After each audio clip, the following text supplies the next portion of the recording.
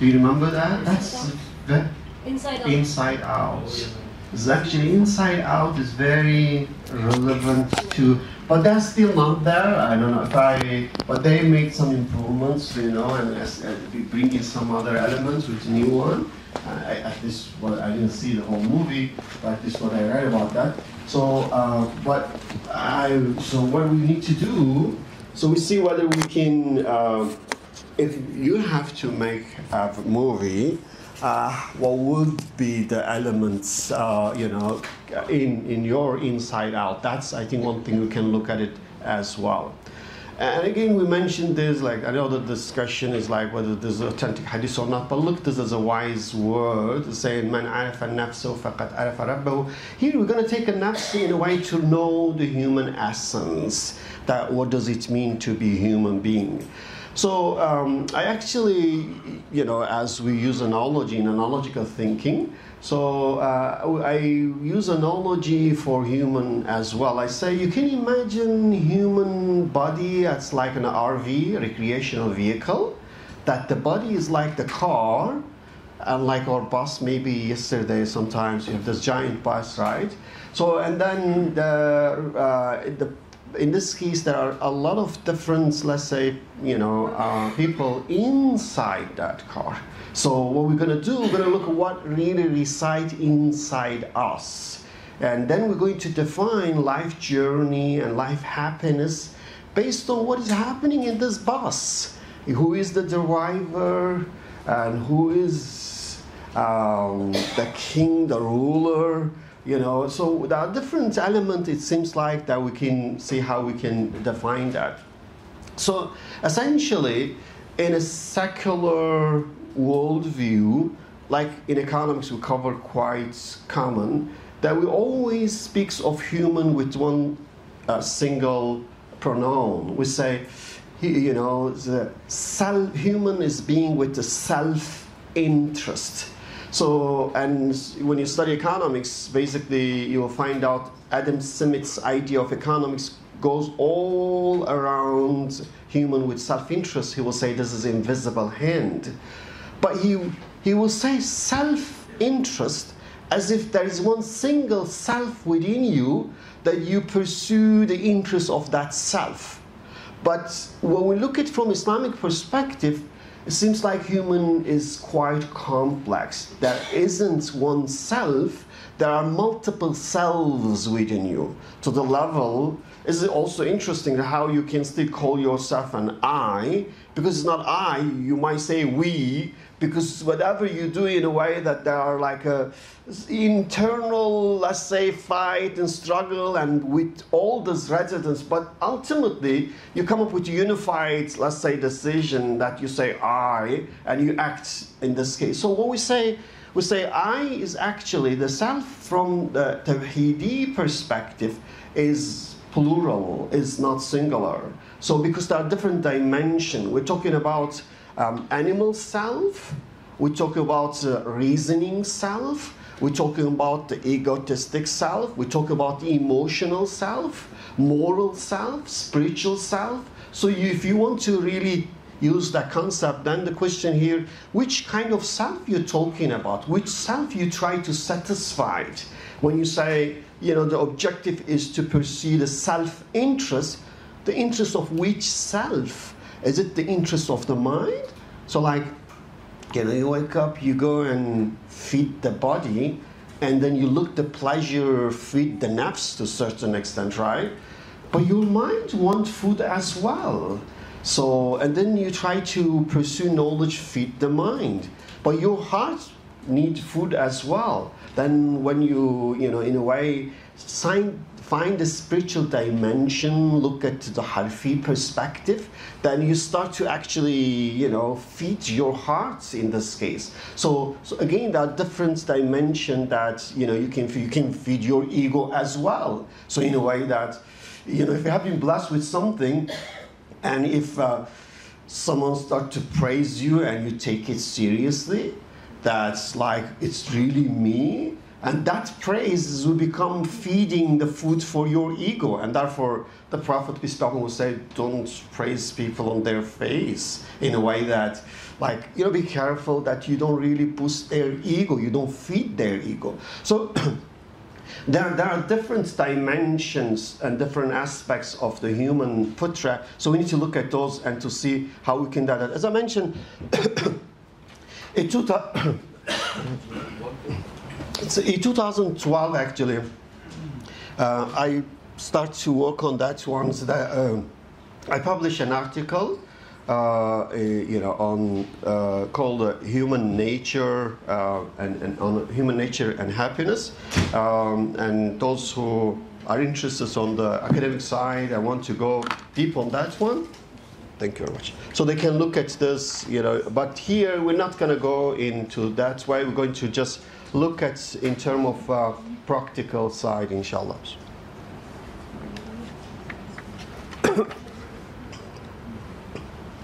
So here is in that, if we use analogy, in that article, I actually mention that the vehicle, the RV, or the human body, has how many residents? 7. Has 7 residents. So it has the king and wazir, like the president and prime minister. It has the judge, it has the dog, it has the driver, it has the elephant, and it has the showman. Okay? Now, could you guess it? What are we referring here with those metaphorical analogy? What is the king in human fitra? The king is qalb, as the heart is the king. Because from the Islamic perspective, the heart should always be above. The heart is not just the place for emotion. That's what the secular will look at the heart. The heart is the place for iman. The heart's for place of any verified knowledge. Because the knowledge after go through the aql, through tasdiq and iz'an, get to the heart if it is verified. So in that case, we don't look at the heart only as an emotional, let's say, faculty. We look at the heart as actually epistemic faculty, which means that heart does play role in gaining knowledge. That's the reason, like, when we define heart, mostly, like, all Muslims know that iman is like making the zikr of, kalimat tawheed by tongue and then believing by heart. Oh, what do you mean by believing by heart? Why you don't say believe by mind or the aql, So we don't define, or they don't define iman in relation to the aql. They always define iman in relation to the heart. But iman is in this case is a type of knowledge, is ma'rifah. So, and it normally should go with the mind more than heart. But actually, if we know from traditional Islamic definition, it's always defined in relation to the heart. So the reason is because the heart has epistemic importance as a faculty, not just emotional one. And what is the wazir, or you can say, sometimes I call advisor, sometimes I call the prime minister, but is some things work with the king, under the king. It is the aql. Brain is just the physical, biological platform that aql work within. So we're looking at in this case, the faculty side, not the biological side. The brain, if we come to the biological side, is like brain is a hardware. We're looking at the software of what makes human to be human. So in this case, the aql is obviously, as we understand, is a functioning within the hardware of the brain.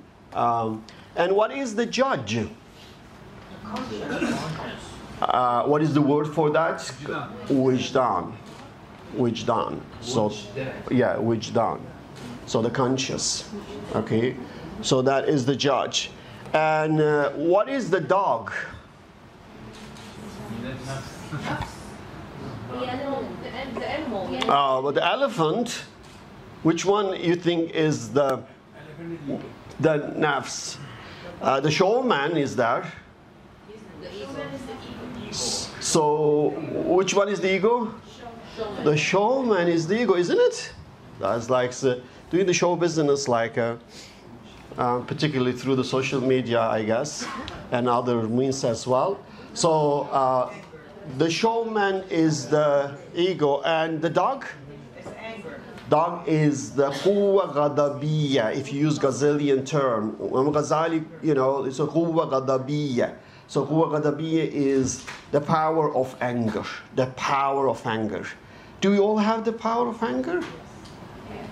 We just need to see how you manifest the power of anger. So the only differences between us, you don't have like angry people, not angry people. Everyone have anger. Question is, how do you use your anger? Where do you use your anger? Right? How can we make you to manifest, reveal your power of anger? Okay? But it seems like it's part of fitra. That's human is created with the power of anger, or with anger as a faculty. And the driver? Quwwa shahawiyya? Yeah, so we'll come to that. Who's the driver? Driver. Driver. Could be any of those. Yeah, it's actually very good. It's in one way you can look at that. You can say, whoever take the control, they jump to the driving seat and they take to the vehicle toward that destination. So you can look at that way, but you can also look at the driver as the irada, that free will. That's that basically you have this, then you choose. But the way you choose, the driver is always under the influence of one of the elements there. So in a way, the reason I put drivers separately, because as a faculty there is a irada juziyya. So that irada juziyya is the ability to choose. So in that case, life is all about the choice you make. But how you're gonna choose? You choose based on whoever is influencing you.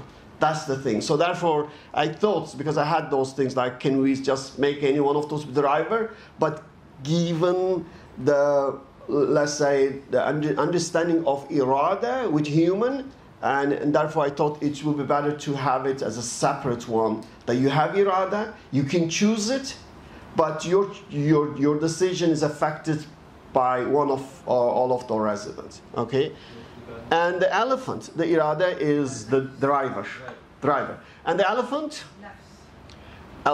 is nafs. Elephant is the nafs. Now, why I use elephant? Because when I was working on this paper in economics, there were like a study in behavioral economics, and they were using this analogy of elephant referring to nafs. But because in a secular context, they don't know what nafs is, they don't accept nafs. But they do recognize that there is something within human so-called nature, and the economists, and they actually did study, they referred to elephant. So, and therefore I said, okay, let's refer it in this way. They can recognize they were speaking of the same things. That's the reason. But I think Muslim scholars, they mostly refer to as an animal in general. Some will refer to as a horse. So that different metaphor, but it's all about some things that you're supposed to ride to go to your destination, your goal, but it all depends on how you control that. That's why you see the metaphor they will use for the nafs. And obviously, particularly in the Sufi tradition, that the training, the restraining of the nafs become extremely important thing. How you get the nafs from nafs al-ammara to nafs al-mutma'ina, and what you have to do to really restrain that. That's and a whole expertise or specialty within their area. Can you go back to the slide for 1 second? I have a question. Yeah. Can't we say that the elephant, the nafs, does contain the rest of the components? So the showman, the king, the wazir, the judge, and the dog? I think that is a good point. In a way that the nafs somehow try to gain the pleasure from all the activities of other elements. So, and I will agree on that one. So, because it's linked to that. And then actually, the nafs, in this case, because the question is like, the discussion that scholars will have, you know, is it nafs completely bad that should be eliminated? Or is it nafs is something that's necessary, should be purified? So in this case, that really, when you look at it, my reading is that the idea is the nafs is supposed to purify it. Because killing the nafs, first, some scholars argue you can never kill it anyway. They argue, some says that you can never kill even the nafs al-ammara.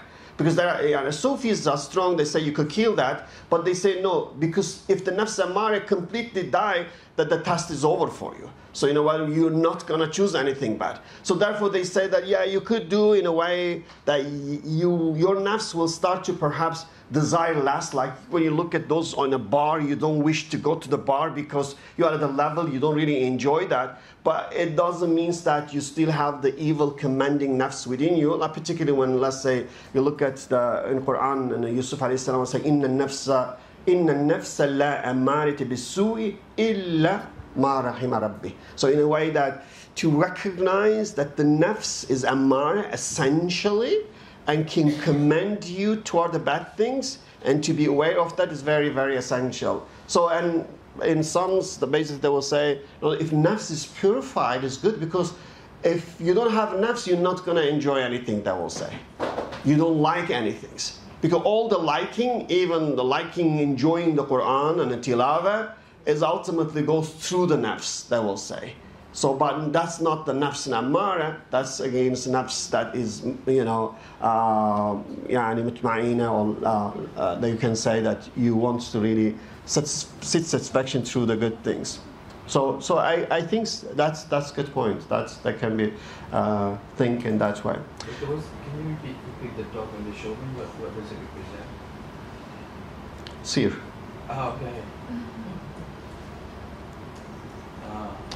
Okay. So in that case, we can define happiness not as a destination that you can say, oh, I'm happy, I accomplish happiness. No, the happiness is the byproduct of how you handle those residents. What is happening in your house? What's happening within your body? How you handle all those, let's say, guys living within you. That's how we define happiness. So happiness is mostly we define as like you live in harmony, that you do not just follow your nafs, you also consider your heart. You consider your mind as well. So therefore we're going to look at that to see how we're supposed to handle those residents to actually be happy. So our argument here is that you can't really reach to the state of happiness and keep it this level, because happiness is the state of, let's say, feeling you have every day as you travel, how you handle those residents. So in that case, that we're going to look at to see what are you supposed to do with them. Are you supposed to feed your showman? Or are you supposed to kill the showman? Are you supposed to kill the elephant? Or are you supposed to train and restrain the elephant? So that's the things that we can look and try to see what is that. So in this regard, when we really look at it, we say the human, if we really look at in Quran, when it describes, Allah says to angels, is going to create human being, like talking as if like Allah is talking about His project with the angels. So therefore I call it like this human is God's human projects. So, and when you look at that one from the Tawheedi perspective, that basically human is created in Ahsani Taqweem, in the best form, but that's basically that two different aspects of human being. there's one aspect that there are weaknesses, and or in a way you can say is the weaknesses that we need to work on it. The other side is the strengths we need to flourish it. So the weaknesses is that we have, let's say, animal soul or nafs and ego and the anger. So we need to be aware of that and see how we can restrain and train them. Then strength is, the positive side is all about how we're going to feed that and make it stronger, make it better, make it, you know, in this case, a good. So the free will is irada, is actually some things in between. So in this case, we define the human excellence as basically spiritual, intellectual, moral excellence, that once we recognize two aspects of human being and then we handle them properly. So, and then the results will be, so again, there's the weaknesses, there's the strengths, and the results will be, obviously the goal is not to have happiness, the goal is to have rida ilahi. So the goal is to seek God's pleasure, but the happiness in this world and the hereafter is the byproduct, is not the purpose. So in this case, that as a Muslims, we're not supposed to aim for happiness. We're supposed to aim for rida ilahi. We're supposed to aim for God's pleasure. But the happiness is assured once you have that in this world and in the hereafter. In this world, happiness spiritually is assured, but in the hereafter is both bodily and spiritually and fully. So in a way that our argument here, the Jannah and Jahannam both start in this world. So in that case, when we do the right decision, that we can feel the pleasure of doing the right things. So when we do the wrong things, we can feel the pain of doing the wrong thing in this regard. So in that case, basically, human excellence and virtue or fadila basically can be accomplished through two things in Quranic term. After the Iman, that what's really emphasis most in the Quran, what comes most in the Quran after the Iman? Is not Amal Salih actually. After the Iman, the most mentioned taqwa, then come Amal Salih. So the reason taqwa is more important than Amal Salih, because if you don't have taqwa, all the good deeds you do, it's going to go to garbage anyway. So it's like you have a cup you are supposed to fill. If there is a leak in the cup, first focus on the leak to fix that. No point to fill the cup when you see it's leaking. So in that case, taqwa is fixing to make sure that whatever good deeds that you do, it's going to be preserved, is not going to be destroyed. So therefore, in the Quranic sense and in the Sunnah, taqwa always comes before Amal Salih. And taqwa is about the weakness side of human beings. That how, if you're aware of your weaknesses, shortcoming, how are you supposed to work on that? And how are you supposed to, in this case, protect yourself from this inner danger? And therefore, in the prophetic saying, it's like this considered as a jihad al-akbar. That's when the Prophet, peace be upon him, with the companion coming from Badr, Battle of Badr, and he says, we now came from the small jihad toward the bigger one. And the companion was like surprised that what could be bigger than a Badr, you know? And his description was the battle within you, with your nafs in this regard. So therefore, taqwa comes first. But then the second thing mentioned is amal salih, so good deeds. So it's not like, okay, I just believe and that's all. And no, it's the key is the amal salih is feeding your good side to be better and better and better. So there is no end to that one. So in this case, as we feed the body to sustain our, let's say, healthy life, so we need to also feed our, let's say, heart and mind and other faculty which done through, let's say, good things, to see how we can sustain that as well. Now I want to show this one. It's a very interesting TED talk. It talks about, did anyone of you see this before? Yes. Procrastination. Yes, it's about procrastination. But what I'm going to do to you, those who saw, look at this, see how would you make this based on our definition of human being? Because as you see that the guy gets some understanding and try to explain procrastination based on that. Now if I ask you to redefine procrastination based on our understanding of human fitra, how would you do that? So that's what I want you to think about it as you watch that. I spent a lot of time going and working with neuroscientists to hack my brain. Just skip that. I also go to the... To explain to the non-procrastinators of the world Can you make it what goes on in the heads of procrastinators and why we are the way we are. Now, I had a hypothesis that the brains of procrastinators were actually different than the brains of other people.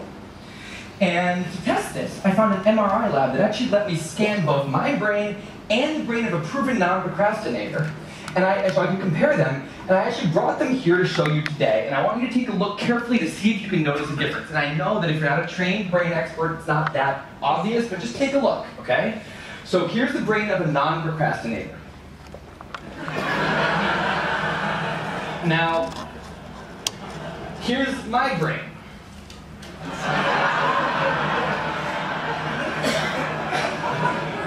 There is a difference. Both brains have a rational decision maker in them, but the procrastinator's brain also has an instant gratification monkey. Now, what does this mean for the procrastinator? Well, it means everything's fine until this happens. So the rational decision maker will make the rational decision to do something productive, but the monkey doesn't like that plan. So he actually takes the wheel, and he says, actually, let's read the entire Wikipedia page of the Nancy Kerrigan-Tanya Harding scandal, because I just remembered that happened. Then we're going to go over to the fridge. We're going to see if there's anything new in there since 10 minutes ago. After that, we're going to go on a YouTube spiral that starts with videos of Richard Feynman talking about magnets and ends much, much later with us watching interviews with Justin Bieber's mom. All of that's going to take a while, so we're not going to really have room on the schedule for any work today. Sorry. Now, what is going on here? The instant gratification monkey does not seem like a guy you want behind the wheel. He lives entirely in the present moment. He has no memory of the past, no knowledge of the future, and he only cares about two things: easy and fun. Now, in the animal world, that works fine. If you're a dog and you spend your whole life doing nothing other than easy and fun things, you're a huge success. And to the monkey, humans are just another animal species. You have to keep well slept, well fed, and propagating into the next generation.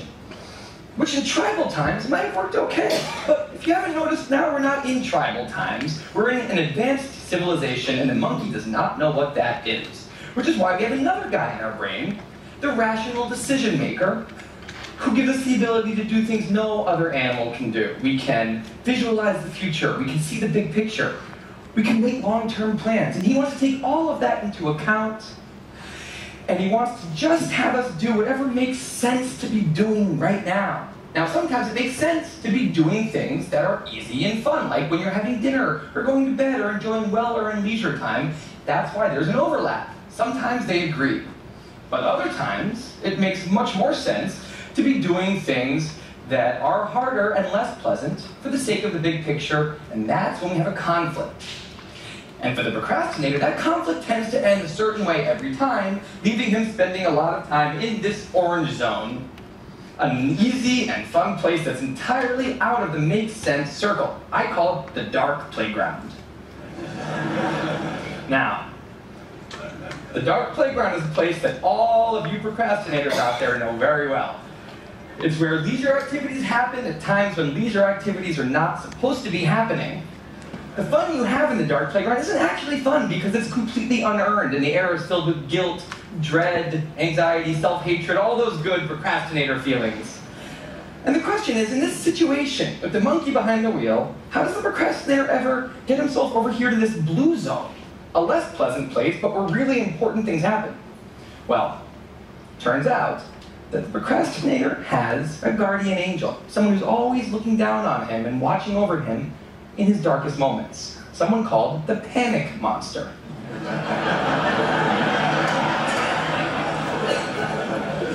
Now, the panic monster is dormant most of the time, but he suddenly wakes up anytime a deadline gets too close or there's danger of public embarrassment, a career disaster, or some other scary consequence. And importantly, he's the only thing that the monkey is terrified of. Now, he became very relevant in my life pretty recently because people of TED reached out to me about 6 months ago and invited me to do a TED Talk.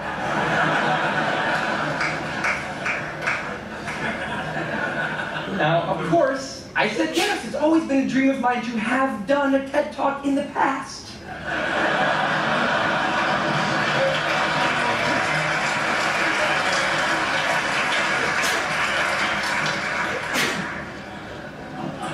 But in the middle of all this excitement, the rational decision maker seemed to have something else in his mind. He was saying, "We clear on what we just accepted? Do we get what's going to be now happening one day in the future? We need to sit down and work on this right now." And the monkey said, "Totally agree, but also let's just open Google Earth and let's zoom into the bottom of India, like 200 feet above the ground, and we're going to scroll up for 2.5 hours till we get to the top of the country so we can get a better feel for India."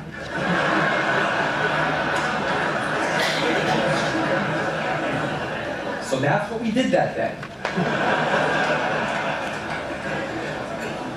As 6 months turned into 4, and then 2, and then 1, the people of TED decided to release the speakers. And I opened up the website, and there was my face, staring right back at me, and guess who woke up?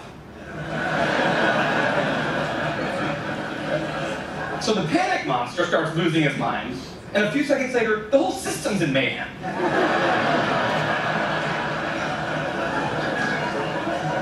And the monkey, who remember, he's terrified of the panic monster. Boom, he's up the tree.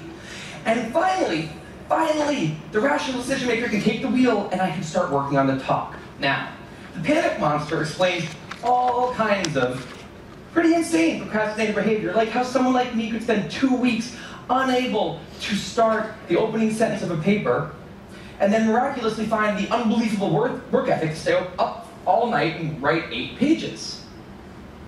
And this entire situation with the 3 characters, this is the procrastinator's system.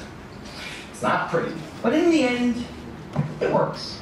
And this is what I decided to write about on the blog just a couple of years ago. Now, okay, I think that's enough.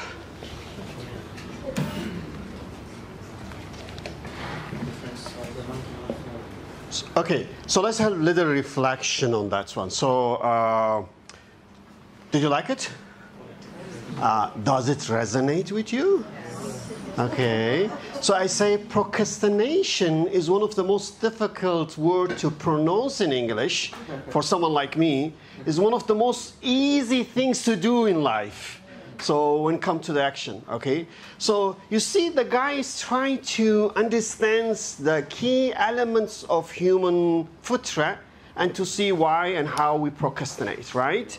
So let's look at that. What are the residents he was talking about?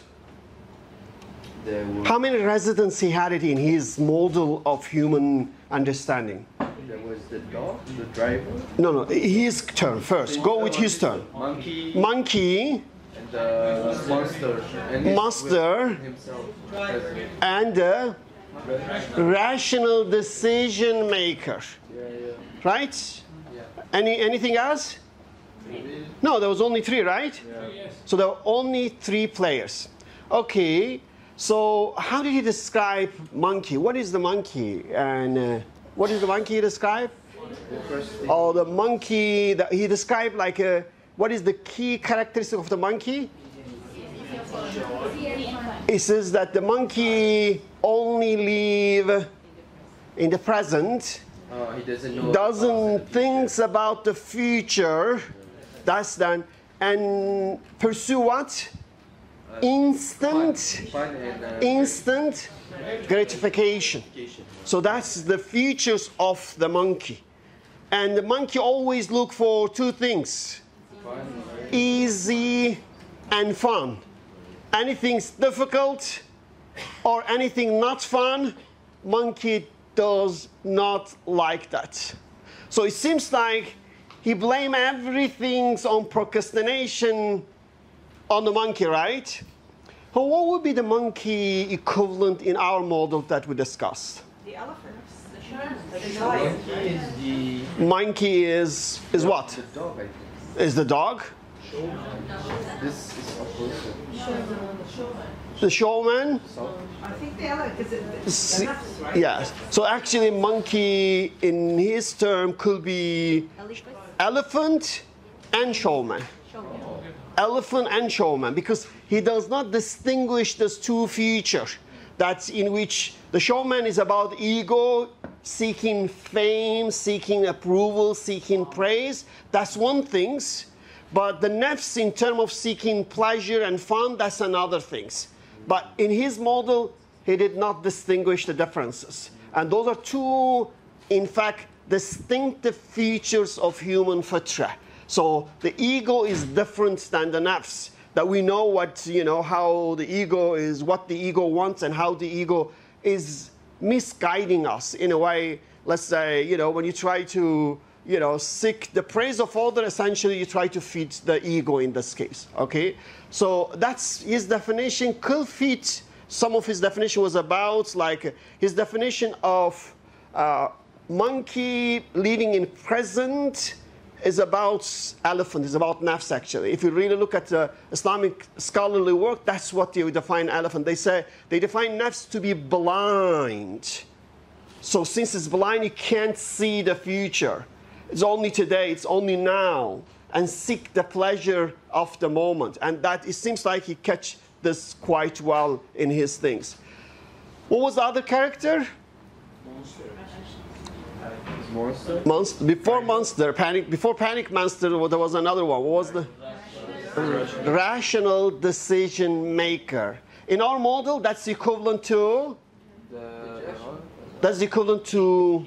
The wazir, no? Is equivalent to the wazir, equivalent to the advisor, because he referred to the mind.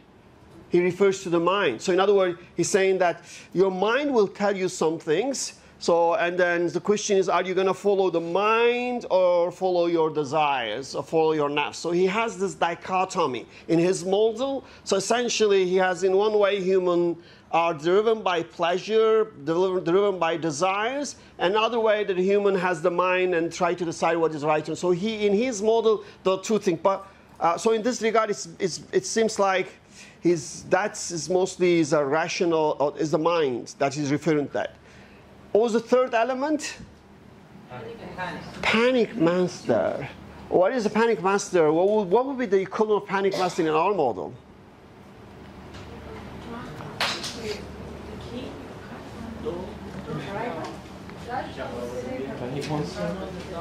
Yeah. So I think the Judge. Yeah, the judge is about Wijdan's good and bad when you do that. Perhaps you could say, it's a way maybe your Wijdan will make you to feel bad. That could be, but I think he referred in this case is more kind of emotional side that really make you feel bad. I think, I don't know, like we don't have exact equivalent, I guess, but I think you might get it close to maybe Wijdan in a way that realizing what you're doing is bad and make you to feel guilty. Because the Wijdan is all about feeling guilty. So that now you're going to go and actually make a presentation and they're going to actually see that it's not good, that you're going to feel guilty. So the Wijdan is reminding you that in advance. So I kind of feel that what he was referring to, the panic master, is somehow can be considered a kind of Wijdan that with the sense of guilt, okay, that will come from that. Now, how would you modify that if you have to analyze procrastination based on the comprehensive way that we look at that? Do you think we can even make you see that, I think it's like millions of people watch that, because they find out it's very, a good way of describing the human fitra.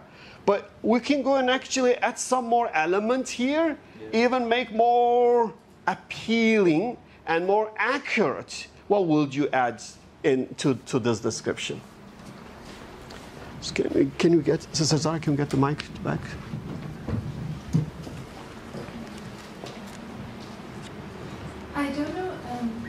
what this would align in terms of which one of our metaphors would line up with. But some people, like me, we procrastinate out of fear of failure. So this video really connected with me. I got 1,000 word paper review later today for my master's. I got a 24-hour extension. But typically for some assignments, I will procrastinate, one, because I have too much on my plate, but two, out of fear of failure. So it's not because, I don't find the task necessarily unpleasant. I'm just afraid it won't be good enough. Okay. So again, how would you link to certain element in your fitra that you can say that's the part that's dominating, and therefore I'm actually making decision under the influence of that particular element? So it is about again what? So which one? How you will explain that? I think ultimately it would still be linked to the nafs. Okay. The elephants, perhaps. But I can also see it kind of being linked to the judge. There's that critical inner criticism, right? So there may be a bit of an overlap. But he thinks that, how would you overcome that if you have a comprehensive understanding of human fitra? How would you overcome that one and actually, control your procrastination in this case? How would you do that?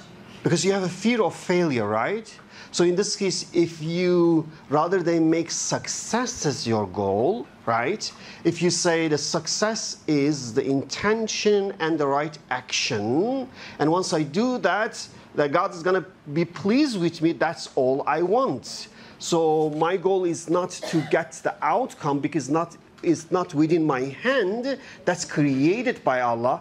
My goal is to have the right intention and take the necessary action. So in that case, you have to bring the heart element into your thinking, and that heart element obviously does not exist in a secular perspective. So in this case, as a Muslims, once you link to Allah and you bring the heart into the picture, so I think you can better define and better handle the procrastination in this regard.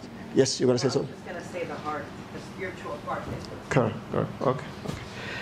Okay. What else? What else you will edit? Against like as you're fighting with procrastination. Do you think that or when you try to help your students, how can you use the comprehensive understanding of human fitra from an Islamic perspective, and then help them to help themselves to better overcome the procrastination? Any other ideas? So again, you see here's, I think, the essential part. One thing was missing here. The idea was when the panic master comes, what happened to the monkey? Monkey goes to the jungle, right? That's what we were saying that. So it means that monkey goes, that means now you really start to work on it. But so in that case, basically it means, it's internally, so you can find a way to control those negative influence and then and control your procrastination in this regard. Okay, so let me just quickly take you over the slides that you can look at yourself, and there's a guidebook as well. So this concept of good and bad is actually in Plato. There's a very nice story in the form of two horses, black horse and white horse. And that could be excellent for brain exercise as well, in which the idea here is that the black horse will take you down, the white horse will take you to the heaven. And he discussed this duality of human fitra in terms of which one is in control of your life, or which one you're following. So if you follow the black horse, it will take you down. If you follow the white horse, it will take you to the heaven or eternity. That's the idea he has. And I think in a way that you can basically say that good element and bad element of human fitra is all about how you handle them. But the differences is, of course, in Plato, the rider is the mind. But for us, the rider is not the mind. The rider is supposed to be the heart And the mind is supposed to be the advisor to the heart. So that will be one of the main. And obviously, the heart is supposed to work in relationship with Allah. That's the point. That's the differences as a believer. That the believer, Iman, is to be in connection with the Creator through the heart. And that connection, that in this case is the source of the power, and through which that we try to have the control within in terms of the bad side over the good side. So in this regard, that basically human has a potential to be the best of the best or the worst of that. That's the human capability. Now normally we have some economists that look at the capability. There is a whole theory called capability approach that look at what it is. But actually from an Islamic perspective, the human capability is they could go to the highest of the highest, the lowest of the low. So, and it's all about how you feed the residents of the house. So it's like in that picture, what the kids doing? They eating dirt. Why? And they enjoy eating dirt. Why? Should you blame them? No. If you're educated, you cannot blame them. But is it a good thing? Absolutely not. Why they do that? They do because there is a deficiency. What is the deficiency? There is an iron deficiency. That means that you did not provide the iron in their food, and they feel this deficiency, they go and eat the dirt. Now, if you see that our kids or students, they do the dirty thing in their life, will that be similar to this? Should you just blame them, or should you think that, what is the deficiency leading to such bad behavior? Why are they enjoying the dirty things in their life? And perhaps we do not provide the right nutrition, and therefore they try to seek the satisfaction through something else. So in that case, rather than blaming, we're better to understand and actually offer and help to them. So therefore, it's I think the essential part to recognize that how can we feed, what are the food, how can we feed different residents of human body. So in that case, the food for mind is different than the food for the heart. So the different elements want different food. So when there is deficiency, then there will be wrong behavior. So if you look at scholarly work like Ghazali, Nursi, you'll see that they basically focus on those faculties, قوة عقلية, قوة غضبية, قوة شهوية.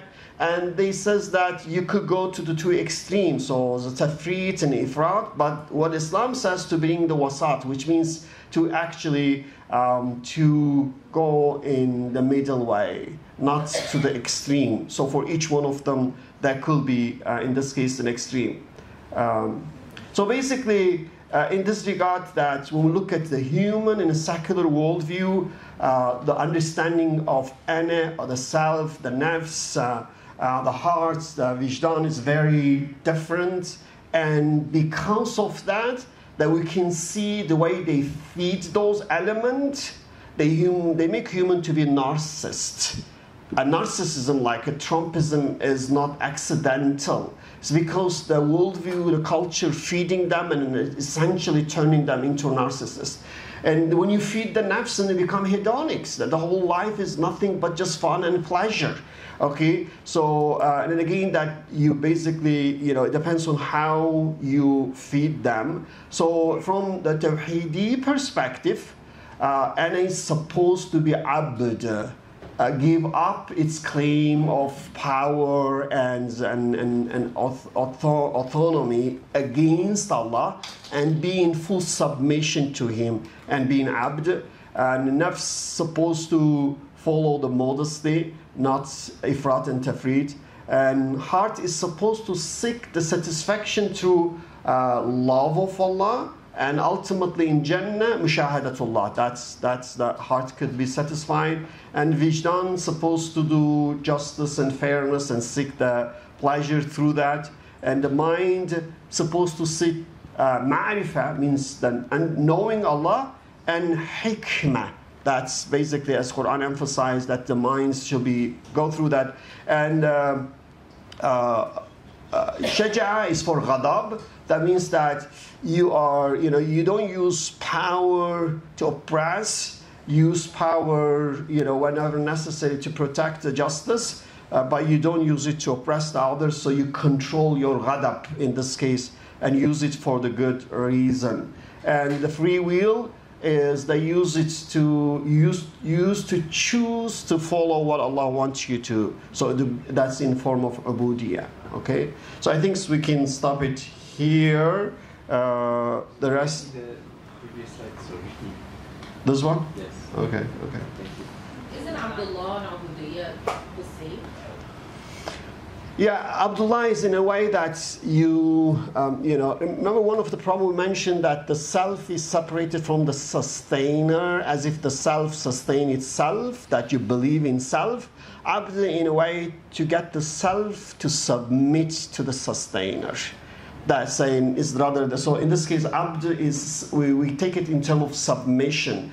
Ubudiyya in terms of, what you do as an abd in making the choices. That's why you can say it's related, but abd, we link this to more toward the ana, ego. In a way, when we say I, so you try to get the ego, the ana, to be submissive to Allah, rather than claiming the ownership, saying, me, I do that, I have this, then now you completely give this credit to Allah, because it's not you.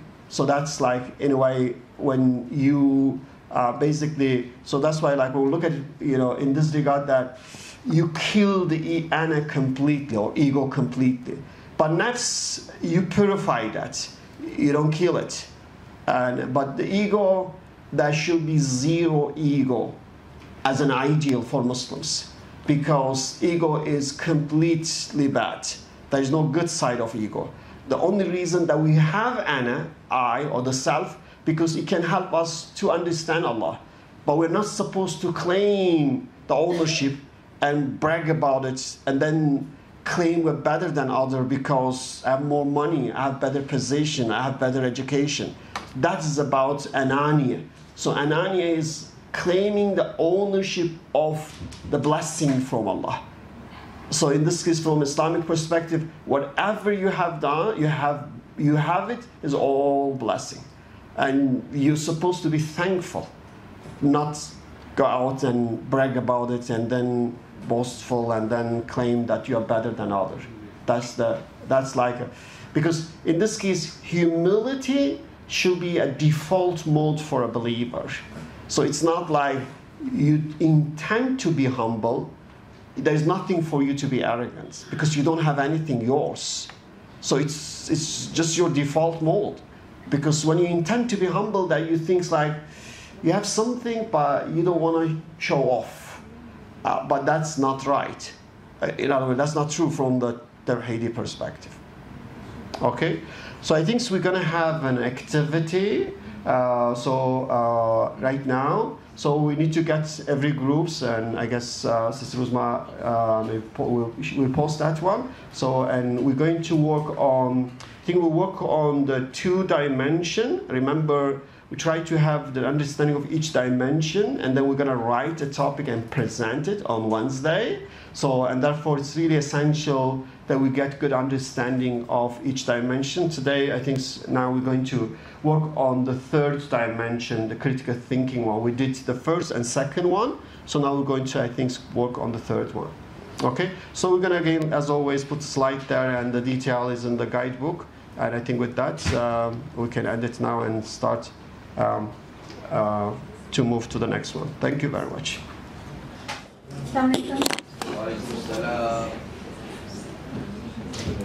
The youth are speaking.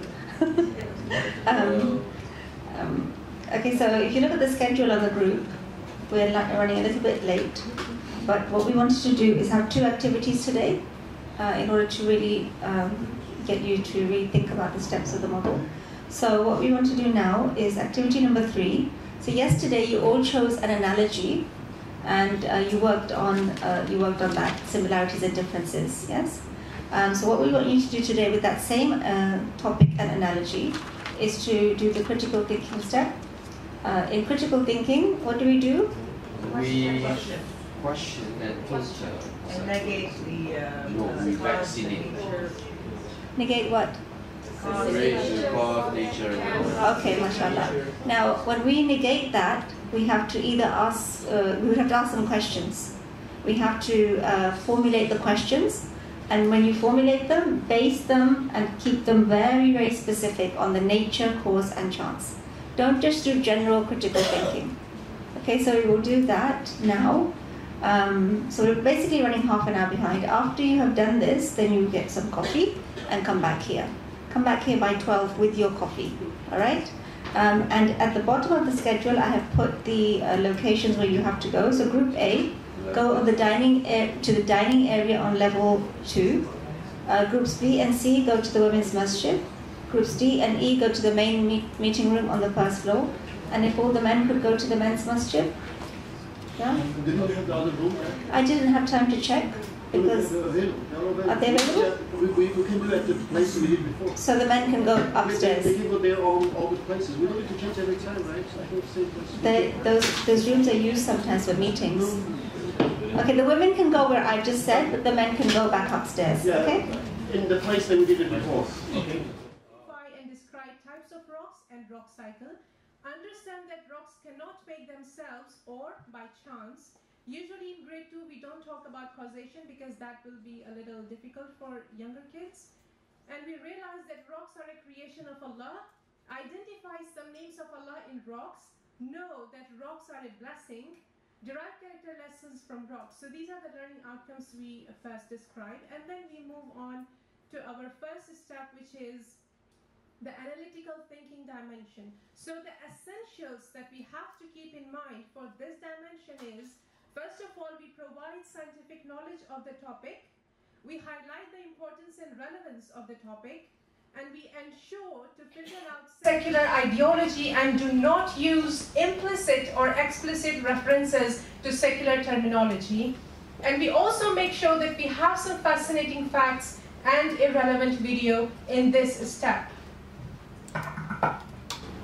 So for example, in the explore step, we say we define rocks. We say that the Earth's crust is made up of rocks, soil, and minerals. A rock is made up of minerals or other things like plants or animals that lived long time ago.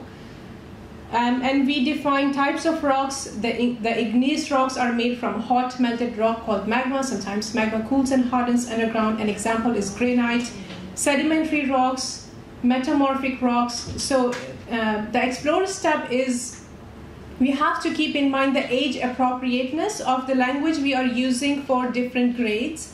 That is the main thing, along with the filtering out of any secular language or any terms.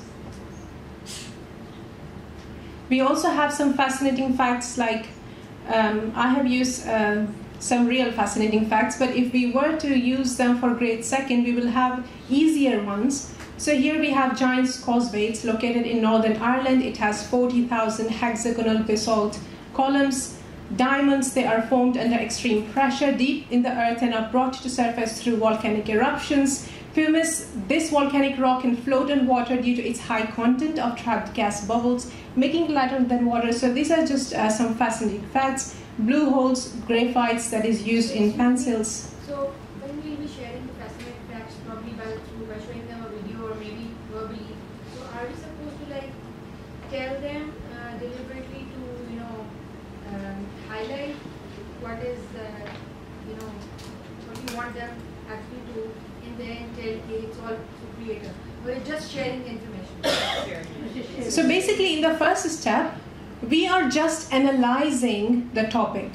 So we basically only share the information that is related to the topic. For example, its definition, its relevance, its importance, and that's it. But what is important in this step is to use the language that is not secular. In any way, it does not attribute the coming into being of that thing through nature, cause, or chance. That's the main thing that we have to keep in mind in this step. But we don't use the words nature, cause, and chance in this step. We do that later on. Question.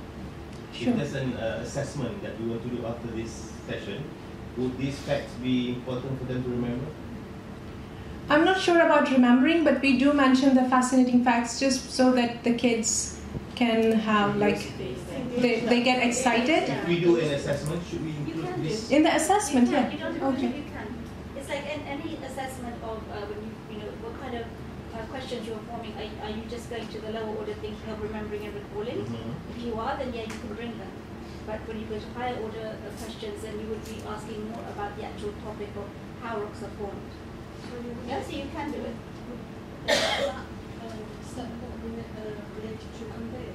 No. The fascinating facts is in...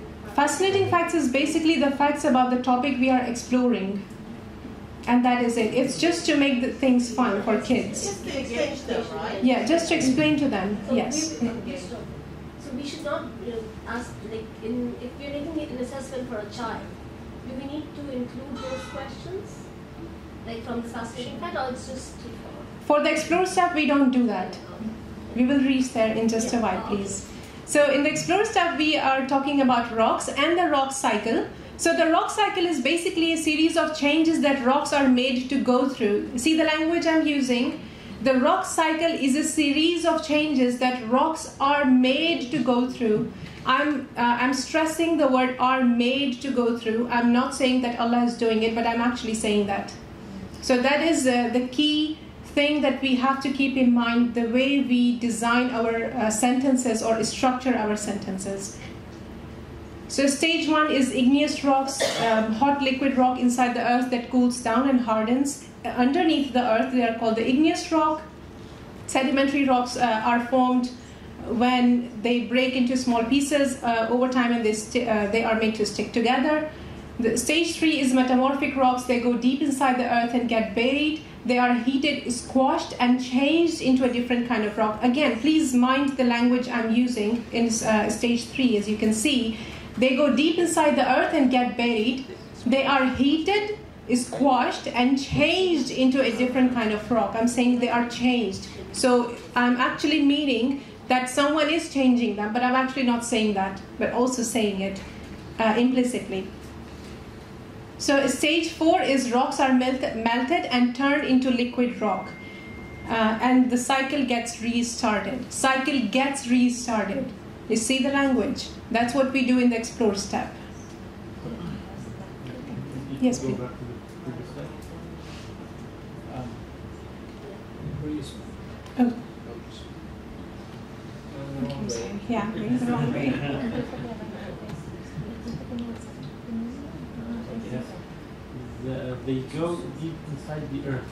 I suggest that the go is something intentional. You can say they fall or something that is not.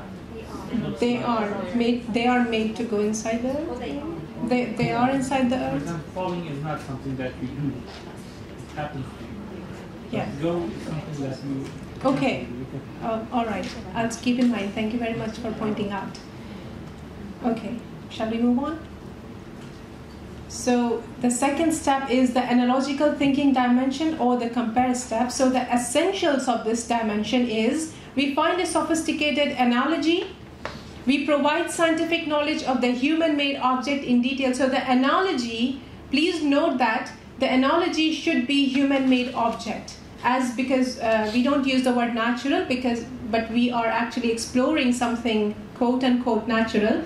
So the analogy should be human-made object, so that it can give us a better understanding of the topic when we compare it. And we mention its brief history. And we use the analogy to compare and contrast the observed phenomenon, highlight similarities and differences between the two, and we provide a relevant video for the analogy used. So we have the relevant video for the first step and a relevant video for the second step. So these are the essentials. Okay, so compare. Can you think of a human-made object comparable to the rock cycle? Can anyone just, yes please. A brick? Okay, that's a good one. That's for the rock. That's for the rock. For the rock cycle, The rock that's a cycle good is a one. whole, right? Yes. Yes, please. Plastic bottle, yeah, that's a good one. Yeah, that could be one. Thank you. Can you repeat the answers? Because we can't hear them. Okay, so the brother over there said that we can compare rock with a brick. The making of the brick. The making of the brick. But if we are comparing rock cycles, the sister said that we can use plastic bottle, recycling of plastic bottle. So these were the answers. And Lego blocks to Lego. like Lego blocks. Okay, that's another analogy. Okay, thank you very much. So let's compare rock cycle with recycling plastic water bottles. That's the one that the sister suggested. And so here in this step, what we do is we talk about both things, our observed phenomenon or the topic, or however you say it, and our analogy. So we are saying in the rock cycle, hot magma cools to become igneous rock. It breaks into sediments through weather changes and is made as a sedimentary rock. When buried deep, they are transformed into metamorphic rock. Then they can melt and become magma again. And we compare it. Workers, machines, and plant technology are needed to recycle water bottles. Every step from the beginning to the end must be done carefully in a recycling plant. So we are like comparing both things. So the rock cycle, what happens? It starts, the magma cools down into rock, rock breaks into pieces. The third thing is change. Here we can see plastic recycle. We collect plastic bottles, we squash bottles into bundles and then melt pieces into beads. Then what happens at the fourth stage, new use, new rock types are formed. For the plastic recycle, new things, they make new things like toys, bottles, etc. Number 5 is cycle gets restarted. Rock cycle without machines, plastic recycle with human effort and machinery. So we have highlighted the similarities and the differences between the rock cycle and the plastic water bottle recycle. So now we move on to our third dimension, which is the critical thinking dimension. And please note the essentials for this dimension. We question the analogy and the observed phenomenon. We question the possibility of human-made object through nature, material causes, and random chance. We refer to the analogy to make a case. We question how can nature, material causes, and chance be the source of rocks and rock cycles. So basically in this step, we are questioning both our topic and the analogy. And so this will help us to reach the conclusion in the next dimension. But in this dimension, we only question. What we question? We question the nature, cause, and chance of what? Of the rock cycle and the plastic water bottle, plastic recycling plant. For example, we say, yeah. As you stated that the percentage of each one is like 20%, right? Oh, that's I didn't do that. It was just used that way, and I could not edit that out. So I'm sorry for that. Is it possible just for us to do for the time-wise? I mean, for explore like 1 hour each dimension for 1 hour. For the lesson plans, we will have Sister Nadine present you again how to ratify the topic along with the lesson plan. So maybe your question can be answered in her lecture, inshallah. So for example, recycling plastic bottles need people, machines, and smart thinking. So we point out what do we need in the what do we need for a recycling plant to work. We need machines, obviously. We need people who are skilled. Someone like me cannot go and recycle a plastic water bottle. We need skilled laborers, and we need intelligence. We need smart thinking. How can the rock cycle work alone when it's even bigger or more complex than recycling? So we are questioning. So to turn old plastic bottles into new things, we need people who know how to do it. So now we question, so who helps change the rocks in the rock cycle? So we first have questioned the plastic bottles, the recycling of plastic bottles, and now we are questioning the rocks. So we question both of them. We have some more examples. Because we question the nature, material causes, and chance. Usually for grade 1 and grade 2 for KG children, we don't use causation in this step, But just to make you understand, I have put the material causes here as well. So as you can see, the way we question it, nature. Can nature make rocks? Nature is something blind and unconscious thing. What is nature? Nature is nothing. It's blind and it's unconscious. So can something blind and unconscious make rocks? No, it cannot. How can natural laws decide, plan, or think? Because science says that everything, the recycling happens, the rock cycle happens because of some natural law or a natural principle. But how can natural laws decide, plan, or think? Can plastic get recycled on its own? So first we are questioning the rocks. Now we question the plastic recycling thing. How can rocks change in the rock cycle without help? So we need help to recycle a plastic water bottle, right? So now we question then, how can rocks change in the rock cycle without help? Do rocks have some kind of consciousness? Do they know how to transform themselves? No, they don't. What about material causes? Can the sun be the cause of rock cycle? Is it the weather conditions or the pressure responsible for the rock cycle? Does the pressure know, or the atmosphere, does any of them know, or do any of them can think or decide how to do the rock cycle, or what are the timings that there should be for the rock cycle to happen? Because it happens over time in like thousands of years. So can the sun, air, and water have knowledge, will, or power to do that? Absolutely not. What about chance? A recycling center does not appear by chance, right? And even the recycling technology that we have, it took humans several years to pool their knowledge together, and now in this century, in the 21st century, we have something we can recycle plastic. So it didn't happen overnight, and it cannot happen by random chance. So how can the rock cycle happen by chance? It cannot. So who is the planner behind this big rock cycle? So that's the question. So what we have done in this step, the question step, we are questioning nature, material causes, and chance for both our topic and the analogy. I hope this is clear. So now we move on to the fourth dimension, which is the meditative thinking dimension, or the connect step. So these are the essentials for this dimension. We provide evidence for God as the creator of rocks. Let me just go back for a while and look at this question, the last question in the chance section. Who is the planner behind this big rock cycle? We are answering this question in the next step. As you can see, we are providing the evidence for God as the creator of rocks in this dimension. We don't do that earlier in the previous dimensions. And we also, in this dimension, identify the names of Allah reflected in the rocks. You will see in just a minute. So this is the connect step, or the meditative thinking dimension, the fourth dimension. We highlight interconnectivity and interdependency. These are the two main elements we must keep in mind when we are doing the fourth step. The interconnectivity and the interdependency. We point to the micro level and the macro level and show how rocks are a creation of Allah, not the product of an automated rock cycle.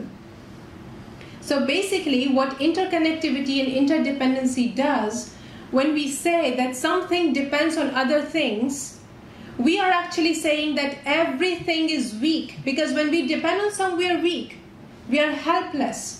We are depending on something. So everything in the universe depends on each other. So this interdependency actually points to the fact that there has to be an independent creator who is self-sustaining and who does not need anyone. That is the main thing we want to highlight in this step. So we highlight the interconnectivity. Everything is interconnected. As you can see here in this slide, the rocks are connected to the sun, they are connected to the soil, they are connected to the elements that they are made up of, they're connected to the water, and the water is connected to humans, to animals, they're connected to microbes. The elements are connected to meteorites, to the stars. So basically, everything in the universe is interdependent and interconnected. So in this dimension, we highlight the oneness of Allah. The interdependency highlights our impotency, that we are weak and we are poor and we depend on someone who does not need anyone, who is self-sustaining, who is the most powerful. That is what we're doing in this step through the interconnectivity and interdependency. So this is very, very important for us to keep in mind in this dimension. So we say that rocks are part of a big plan. Everything fits together just right. Just like the Maker arranged the perfect place for the earth near the sun, the Maker planned how rocks formed and changed. Everything is connected and works perfectly. So He must be powerful and knowledgeable and make all this happen and fit together, and we call Him Allah. So this is, we are revealing the creator of rocks as Allah in the fourth step. We don't do this prior to this. In the previous dimensions, we don't mention Allah. We only filter out the secular ideology.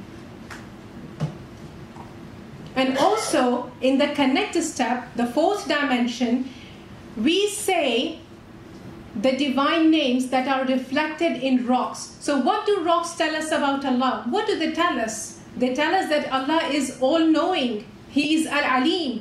He knows how to make rocks in mountains, rivers, and deep inside the earth. He forms and changes them over time. So He must be all-knowing. He has to know what is needed for those rocks to exist. He has to know what is needed for the rock cycle to come into being. He must be the creator. He is Al-Khaliq. He creates every rock from the tiniest grain of sand to the biggest boulder. He is the strong. The rocks reflect Allah's strength. So He must be strong. He must be Al-Qawi. No one except Allah is Al-Qawi. His strength is shown in how mountains rise and how rocks can be broken down over time into simple soil or sand, because that is basically rock. He must be Al-Kabir, the most grand. He is greater than even the biggest rock formations. He must be Ar-Raqib, the watchful. He is watchful over the whole process, creating rocks of different types. So this is what we do in the connect step. Now we move on to our final dimension, which is the moral thinking dimension, or the appreciate step. The essentials of this dimension are: we question the possibility of human-made object. I'm sorry, I forgot to change the essentials. So basically, in the moral thinking dimension, the essentials are, we say, how do we appreciate rocks? Because we have learned how rocks are important. We have learned that no one except Allah is the creator of rocks. So now we appreciate rocks as the creation of Allah. Not just because they are rocks. We can't be kind to someone only just to be kind to them, but we are kind to someone only because they are the creation of Allah. That is what basically the whole idea behind this step, the appreciate. Whatever we appreciate around us, we appreciate them as the creation of Allah and nothing else. So we say that what if we didn't have the rock cycle? Just imagine. Where would the soil come from? Without it, there would be no soft ground for plants to grow, no trees, no flowers, and no food. So we need rocks, so we should appreciate them. And I don't think we have ever appreciated them before. I have never done that. So we should appreciate rocks as the creation of Allah. Let's thank Allah for the rock cycle. He breaks down big rocks over time to create soil. We use rocks to build things like houses, streets, and bridges so we can live and travel safely. So the rock cycle is a beautiful gift from Allah. So appreciate. How do we show our appreciation to Allah? Now we have learned that we must appreciate them, but how do we really appreciate them? By doing dhikr. How do we do dhikr? We remember that only Allah can make a variety of rocks and their rock cycle. and we do fikr, we reflect. Think about how life without rocks would be different, and how Allah gives life through the rock cycle. And we do shukr. We thank Allah for beautiful jewels, sandy beaches, and beautiful mountains we enjoyed yesterday.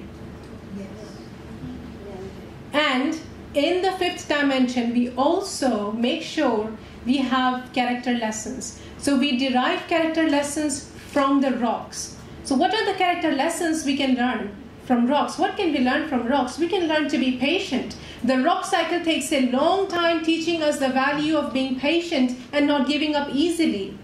We must learn to be strong. Allah makes rocks to be tough. This teaches us to be strong and not give up, even when things are hard.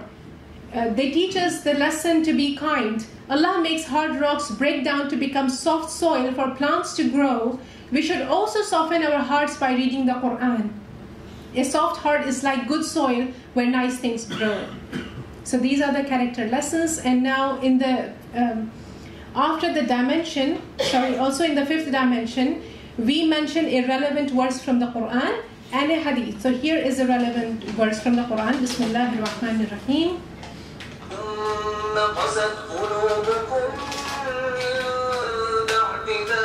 فهي كالحجارة أو أشد قسوة وإن من الحجارة لما يتفجر منه الأنهار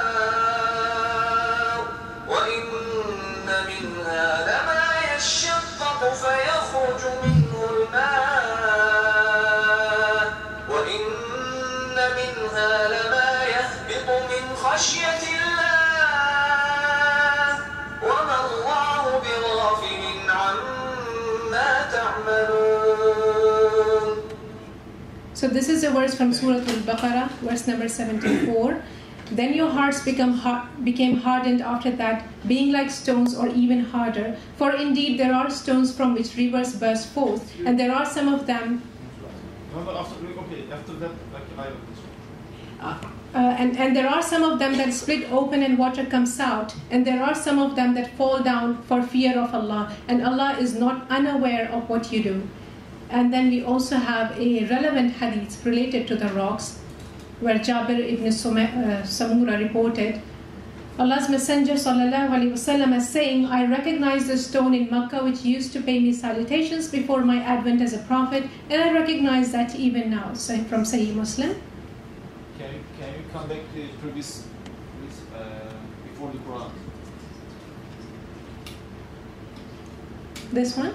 Are there any character lesson about being, having a heart, having a very strong heart to resist to believe, for example? So, because in the ayat from Quran, it refers to your heart like a rock, and you are resisting or believing. So maybe we can drive a tip that, okay, as you see, the rocks are changing into other things because of the, for example, because of water and other things, and they break down. But your heart should be. The last one. The last part of the ayah, brother. Be kind, huh? Yeah. It's in the same. Yeah. It's the same. Okay. Can you go to the ayah? Okay. Because the last part of the ayah actually talks about how the heart becomes soft. Soft, yeah. Out of the fear of Allah subhanahu wa ta'ala. So when it says, وَإِنَّ مِنْهَا لَمَا يَهْبِطُ مِنْ خَشْيَةِ اللَّهِ.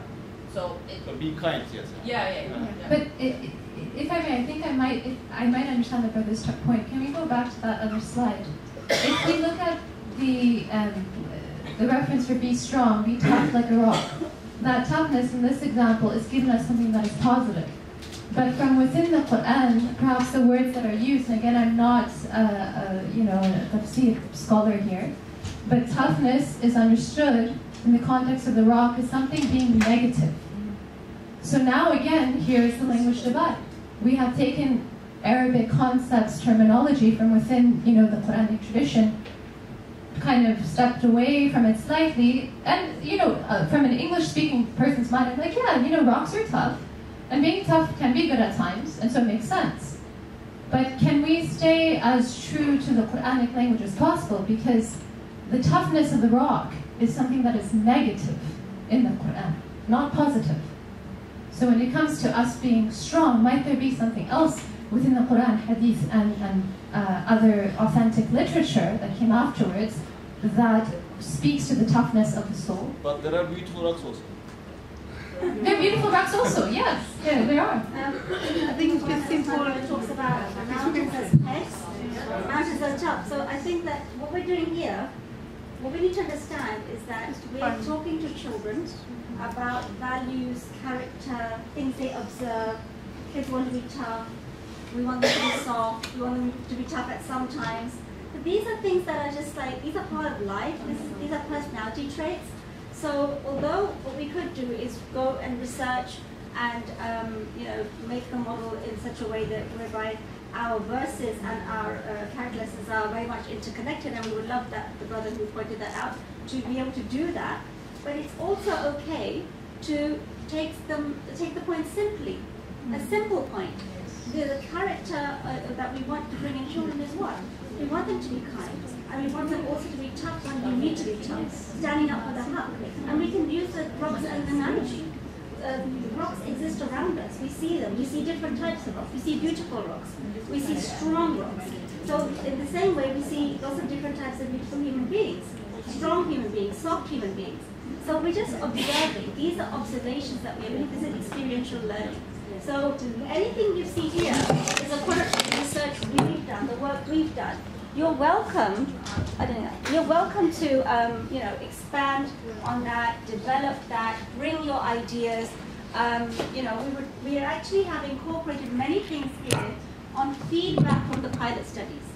So inshallah, at the end of the session, we're going to give you a feedback form, and in that you can put your suggestions, and we would love for you to give us the work that you're doing so that we can study it more and incorporate those ideas, inshallah.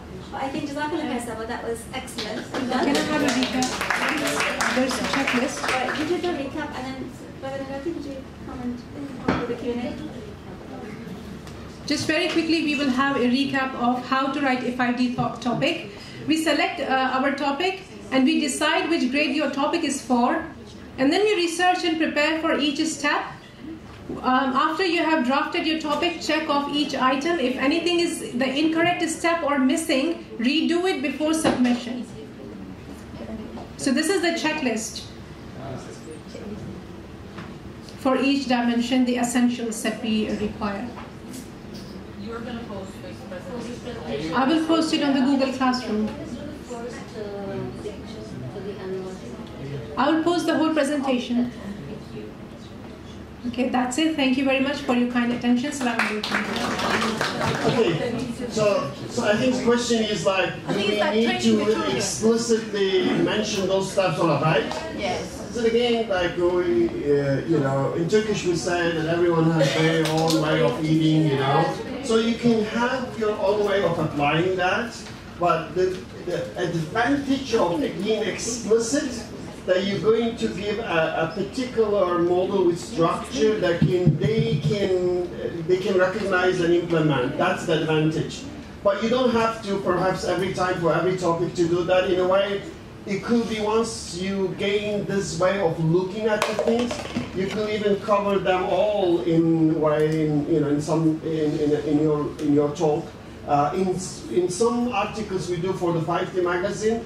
So we intentionally write the essay, not mentioning steps at all, but covering all the steps in the essay. So you could do that as well. But again, the advantage is that once you do it explicitly, you're actually making easy for students to grasp the steps, the model to do themselves as well. Why did we lower grade we can't do it? Like it would be difficult for them. I think that's why we have those piloting schools to tell us.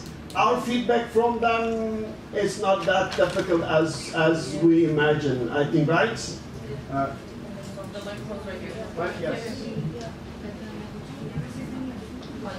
Assalamu alaikum. Jazakallah khair, Dr. Sabah, for the presentation. I think it's important to keep in mind, because I've been where you guys are last year, and when we see this PowerPoint, this is more for us to practice, correct me if I'm wrong, Dr. Necati, but to practice the 5D thinking model and how to implement it. But if you are a teacher, you are a school leader, and you go back and you start implementing the model, these 5 steps are going to become very easy for you, right? So when you're presenting to the students, and if it's second grade students and maybe they're 7 years old at that point, you're not going to be going through this PowerPoint presentation with them in one 50-minute lesson, right? You're maybe just going to be touching upon the explore step one day, and then the compare step the next day. And the way that we did it is that we did teach that terminology to the students. So the students do know the different steps, because then when we did our STEM fair, the students actually presented their own topics and they implemented the 5D thinking model into that. Now that's for the older students, obviously. So right now, the details that you're being given is to further your understanding of the model. But obviously when you're presenting to the students, you wouldn't be necessarily doing it in the exact same way, if that makes sense. So that's the reason we actually changed the name of each dimension, just to make it easy for students. Normally, we don't call it analytical thinking, we say explore. We don't call it analogical thinking, we say compare. We don't call it critical thinking, we say question. We don't call it meditative thinking, it's very difficult for that. We call it connect. We don't even call it moral thinking, we call it appreciate. So it's actually become very easy as a concept to get it. So and therefore it can be done. I think the piloting feedback clearly indicate it's not that difficult for the kids as we imagine. Okay. Okay. So we're going to do Q&A, right? Okay. So we have like around 10 minutes. So any questions? It seems like there was some struggling with the critical thinking dimension.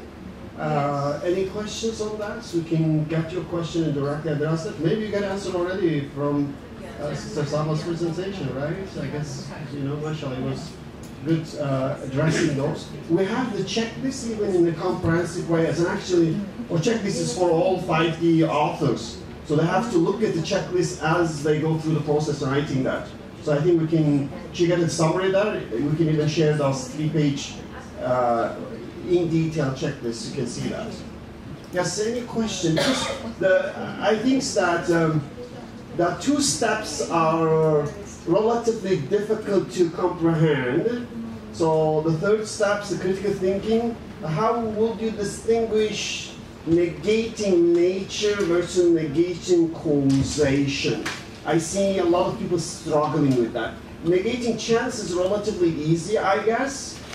So that's nature and causation is a little difficult. And interconnectivity is easy, but we also want to bring interdependency in the 4th dimension.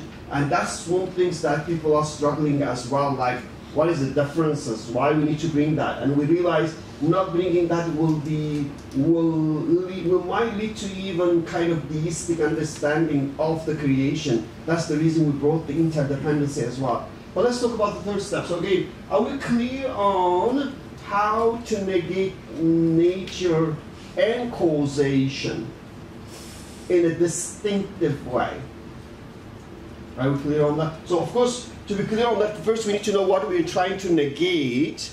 So again, the simple one we give you, so the rock, we can give a water example. Really, we give a water example as a simple one. Now the question for us is that we want kids to form their understanding of water. How does water exist? How does it exist, meaning that water is not something of past, it's something of now as well. We can ask the present tense, not the past tense. So in this case, the question here, basically when we say it's water emerged naturally, it means that we give the formation of water to the things that Dr. Yunus was mentioning, that particles, matters and energy, forces, and laws. The 4 things. So all of them essentially consist of nature. So whenever they say nature or something's natural, they actually means that we get this from those four things. That if you give me particles, if you give me the matters and energy, means that particles, the matter and energy. If you give me forces, if you give me laws, so I can actually get them within enough, if we have a long enough time. So in a way, we get a Big Bang, and out of Big Bang we get certain particles with certain laws, they interact with each other, and then we see certain thing emerge, and then waiting 13.4 billion years, so boom, we get water. Okay? So that is a natural explanation of how water naturally emerges. So in this case, we basically define, we say that when you say nature, you means that everything's okay, and you mean that there is no maker, okay? That means you mean everything's just make themselves. Therefore, for the kids, we reduce the concept of nature. Does it make itself? Or can it make itself? So in this case, can the building make itself? Can a car make itself? Can an airplane make itself? So that is essentially what the naturalists mean. It means there is no maker, there is no designer, there is no creator. Everything that we call it nature, which is everything, materially speaking, under the laws and forces, within the time, just give us everything. Without the maker. They will say, you mean it makes itself. That's one thing. Second, they refer to the laws. They say, oh, the natural laws are the one that's actually producing this outcome. So we use analogy for the laws. We say, oh, you mean the instruction manual? You mean the cookbook?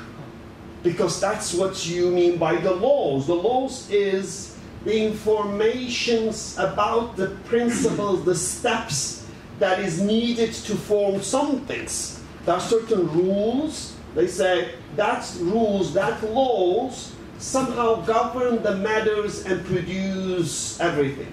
So in that case we say, oh, what are the laws that make a tree? Oh, that is the rules inscribed into DNA. And that DNA basically is the nature of the seed, and that's nature of the seed with the information of how to make a tree, produce a tree.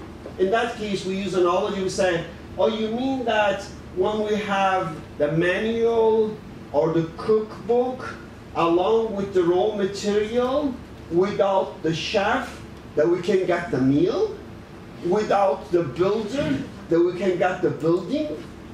That's what they mean by. Now, what we need to question very clearly, when they say nature, they're essentially talking about what they call it something with the agency, meaning that something with the mind, something with the eyes, something with the power, something with the will that go and act and form something. Therefore, we use a phrase, we say, does nature have a mind? Can nature see? Can nature choose this? So in this case, we actually questioning the very attribute of nature, because they give us nature in a way they don't want to describe explicitly, but the attribute of nature in a secular worldview is very clear. They call it agency, is something with the mind, with the eyes, with the will, with the power. Essentially, they give the attribute of Allah to the nature, and they literally replace Allah with the concept of nature. That's the reason we say nature is really, in the context of agency, should be a forbidden term, because it's a taghut in Quranic term.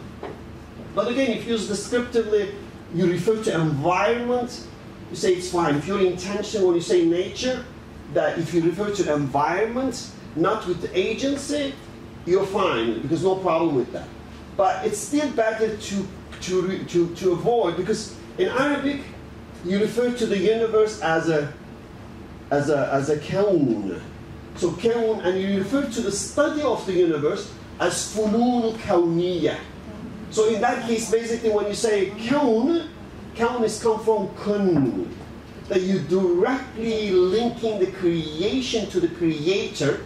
That in this case you're saying that the creation is essentially, the whole universe is a constant creation because it's come from kun fayakun. Kun fayakun. So in that case, even the very naming remind you the creator creating everything constantly. So, and that's the reason we really, when we say, nature is a kalimatun khabisatun, we mean that that's really a bad word, because that's really, in a way, shirk that brings this idea. They give a sort of godhood to nature, and therefore we need to negate that. Again, the way we negate in two ways, we say, does it have, first of all, if they refer to make it itself, we say, can anything make itself? No, anyone knows, any little child can clearly confirm and affirm you once you say, can a building make itself? Can a building come into existence without a builder? They will never believe in that. But why? You will want them to believe in the universe to just come into existence without the builder. That's one thing we make. Second is that, can the information do the construction and creation? That's the part, is the law part, the principle part. So we negate those two in nature. Now the cause and effect is little different than the nature in this regard. When we talk about water in terms of cause and effect, basically is to say that as long as you have two hydrogen, one oxygen, they come together in a particular way, that is the cause and the water is an effect. That's called causation. And the causation is essentially, the secular science is all about causation. And we want to negate causation. We say there is no causation, but there is creation. We only acknowledge association, not causation. So in this case we say, two hydrogen, we do not deny that you need to have two hydrogen and one oxygen to get water. We say it's part of sunnatullah, is a necessary to have two hydrogen, one oxygen, in a particular way to get water. They are necessary because it's the way that Allah created them. Not because it has to be that, but they are not sufficient, because the property of water is not coming from hydrogen and oxygen. Secular science says this, says that two hydrogens, one oxygen is a necessary and is sufficient. That's the causation. Therefore you don't need God, they say. So therefore they say, if you're going to teach about water, just explain that water consists of two hydrogen and one oxygen. As long as they come together with a certain angle, they establish a bond, boom, you get water. We say that is wrong, because there is a creation there. Now what is creation? Science does see the sign of creation. It calls this emergent properties. It says that there are certain properties of water that actually did not exist with the hydrogen and oxygen, is completely new. Therefore they call emergent property. What we call it for now? We call it created properties. We call there is a creation and there is new creation, and that created property comes from Allah. Therefore, water is not the product of two hydrogen, one oxygen. Water is the creation of Allah, but is the sunnatullah that Allah actually, every time He creates water in this world, in this universe, who knows, maybe another universe is different, He always creates water by using two hydrogen, one oxygen. And it's important to discover, important to study this, Because if we want water from Allah, we should only expect that water, mainly, unless there's a miracle, comes through this, let's say, combination. Given our knowledge now, maybe we'll find that there's another way of creation of water. But Allah's ways, the way we know now, is through hydrogen and oxygen. So in that case, we say that basically there is creation, not causation. So in that case, we try to negate or reject the causation. We say there is association but not causation.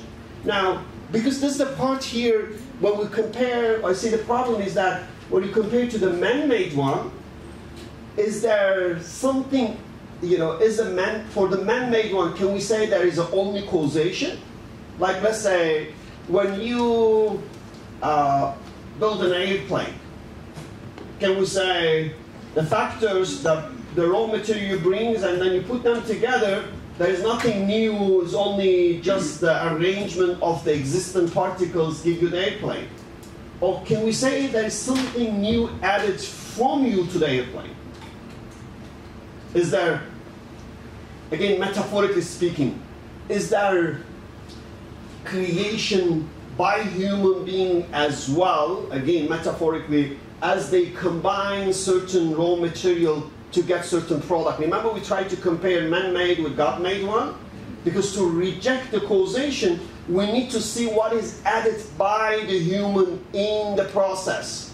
When I put something together, and when you look at my work, would you see just the raw material and the product, or is there something from me reflect into that product? The design of the... See, there's always something from the designer reflect in the products.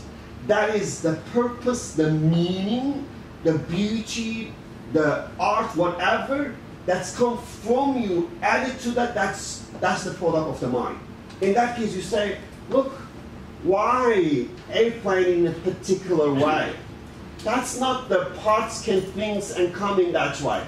So that's the purpose in the mind of the designer that puts this raw material in a particular way. So like the piece of art, when I draw, let's say, art, then you cannot say this is just let's say, a painting, just a canvas and a paint.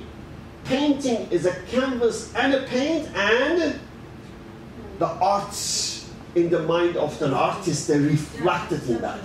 So it's very important to see this as another dimension, which we call it this harfi dimension. So in that case, that harfi dimension even exists with the human work. That you add something from yourself as a human being to your own work. So that part is, in a way, you can claim like again, creation, if you have to call. So, and that is very clear for Allah's work. So it's never just arrangement of the cause produced effect, is always new addition in the new process, which means that every time when you see some things take a new form, there is always something new added to them, created. We call it this ibda. That's creation out of nothingness. Therefore, our job here is to really have the kids to see the divine hand within everything. To see that creation is not about the beginning of the universe. It's not that God is the first cause, the prime mover in philosophical term, that create and cause the universe and establish the universe. That is we call deism, and that's what really most believers have in their mind. We need to bring the concept of God as a Rabb, as a Khalaq, that who constantly create and constantly sustain, as Al-Qayyum, that without him nothing can stay in existence any moment. So in that part, basically, and so when we negate the causation, so we need to ask the question that points to the new creation, new properties. We say, well, the water has something new. Does this come from hydrogen and oxygen? But the property of water obviously is completely different than the property of hydrogen and oxygen. Oh, that means this is not cause and effect. That means that there is a creation within the process. So that's basically, that's how we try to do that. And the chance part is basically, is easy, but we need to ask the question in terms of chance, point to some wisdom in the product to have them to say, this is not by chance. Like one example for water, normally for every fluid, when they get solid, what will happen? When they're frozen, they become normally more dense and become heavier and sink. Because that's what they become packed and become heavier. But water, strangely, has complete opposite features. When it becomes solid, when it becomes ice, it becomes lighter, it can actually flow. Oh, is it by chance that water gains such property? End up having all this, helping all those animals in the sea to survive and end up to be kind of blanket in the winter time, protect them from the extreme cold? Is this by chance? See, now you're pointing to certain benefit, as Quran uses one of the very repeated phrases in Quran, sakhara. Sakhara basically means sakhara shamsa wal qamar. So sakhara used a lot in the Quran. Sakhara means purposeful, intentional, way of making something to serve you. So sakhar or musakhar means that it's made particularly in that way to serve you, which means we need to see intentionality in the way of creation for certain benefit and purpose. And that cannot come from luck. That cannot come from mindless, careless manner. That's the point. That's what we try to, in a way. So it's because sometimes, one question, they say, oh, aren't we going to be repetitive every time ask the same question? No, absolutely not if we do the right job, right way. Because we're supposed to ask the question within the context of the topic, point to the particular benefit and the purpose in that particular phenomena. But if we don't contextualize, that will be repetitive. The kids will start to think, well, every time you're asking the same question, and they might get bored with that. But if we contextualize, then I think it will not be boring. Okay, I think it's the time for feeding the body, inshallah. That is okay. Inshallah, physical. Thank you very much, and inshallah, enjoy your food. Assalamu alaikum, everyone. Hope you had a good lunch and ready for another fun activity through Kahoot. So in this Kahoot exercise, we have about 20 or 21 questions. Some of these questions, you've seen them in the previous Kahoot example. And we just want to make sure that you got the ideas we're trying to transfer to you. So we'll be starting in a minute. You know the rules of the game, you know what you need to log in. You'll see a pin. You have to open kahoot.it, enter the pin, and then you'll be in the game. Yes, kahoot.it. Or you can scan this QR code. I'm sure you've seen this question before. Only a few of you got it wrong last time. Let's see this time. Modern science follows a value-free, neutral, objective approach. We're still getting through. Read this question. The question says, modern science follows a neutral, objective approach to science. Is that the case? Or does it follow a secular approach? So it's not objective approach. You can join us and follow. You missed the first question. That's fine. Oh, not anymore. Okay, the second question. You've also seen this before, and I hope you get it correct this time.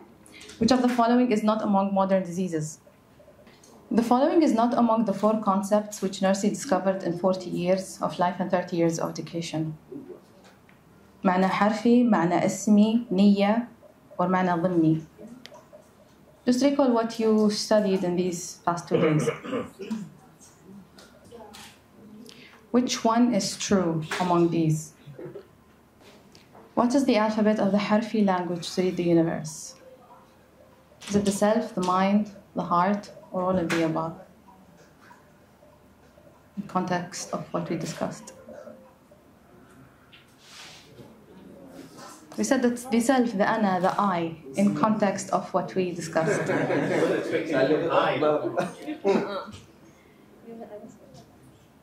What is the core problem in modern scientific knowledge? Is it evolution, atheism, Big Bang theory, or separation of the creator from the creation?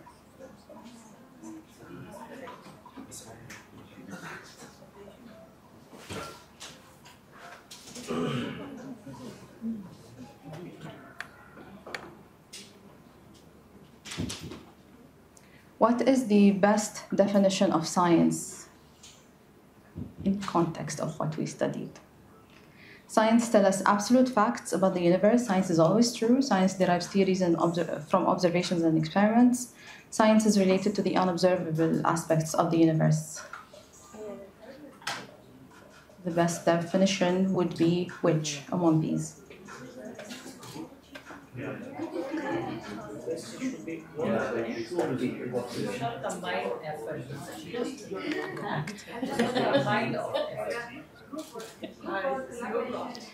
Which one is among secular trios of modern science?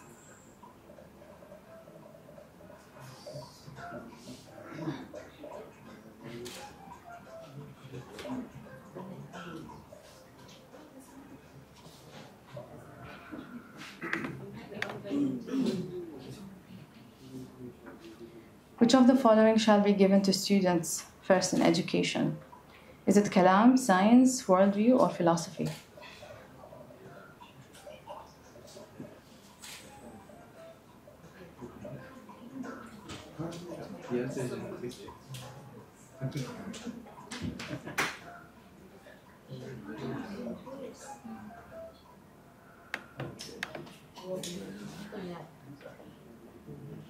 In the 5D thinking approach, we try to make people reject scientific knowledge as true or false. You missed it? That's okay.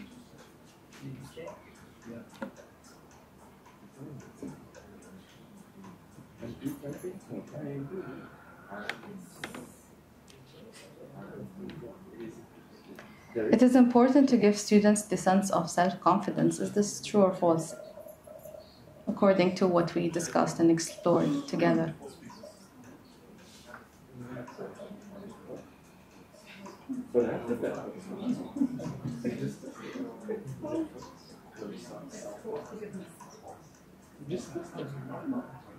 Well, we discussed it, right? There was a debate about it. In context of what we discussed. Which one is false about teaching science and God according to the 5D model? This may look similar to last time's question, but not really.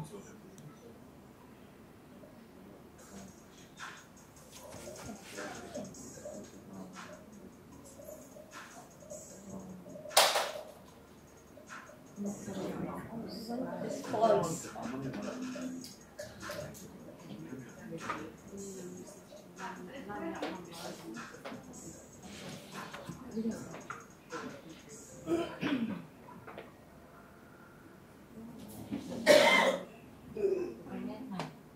God creates an apple seed like a factory, which will be activated to turn into an apple tree if planted and watered.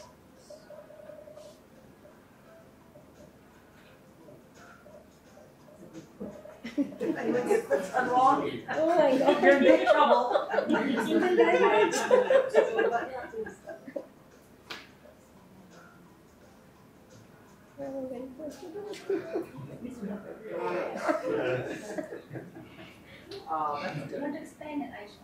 They got it right. The 8 people, why did you get it wrong? Yes. So when we said that sentence, it's as if Allah creates the first step and then everything happens automatically on its own, given the right conditions. Some of you said right conditions in explaining one of these topics. But that's not the case. Allah is always continuously creating that apple, according to what Dr. Necati explained. Which is not a step of the 5D thinking model.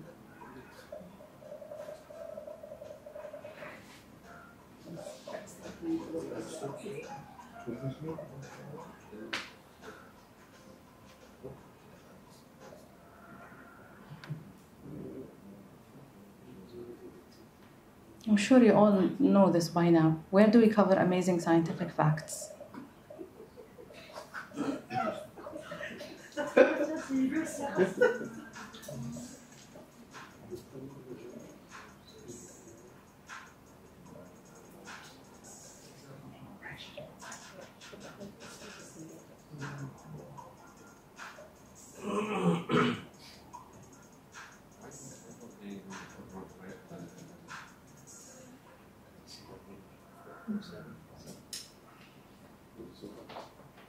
Comparing and contrasting God-made things with man-made things is for better understanding shall be done in which dimension?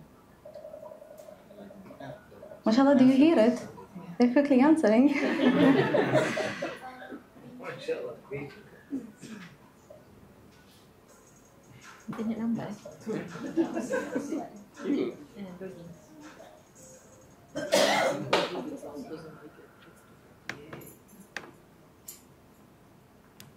In which dimension do we negate the secular trios?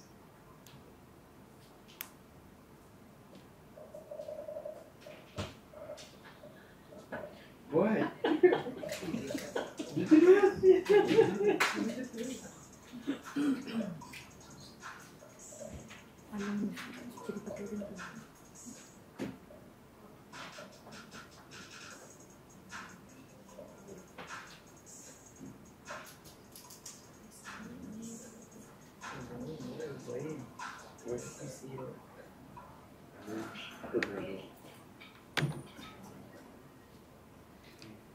In the meditative thinking dimension, what do we point to? Or what does dimension point to?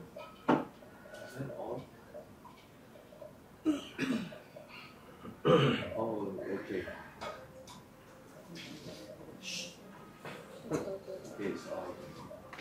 Okay, so audio. Yeah.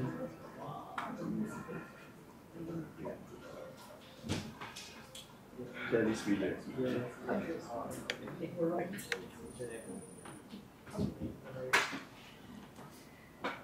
The analogical thinking dimension aims to show that God's work are greater than comparable man-made ones.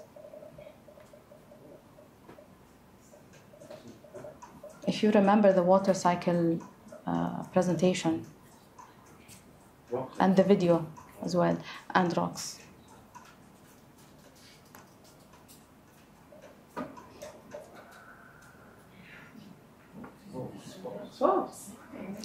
The aim of this, to use the analogical thinking, is to understand the phenomena that we are discussing. It's not to say that this is greater than that.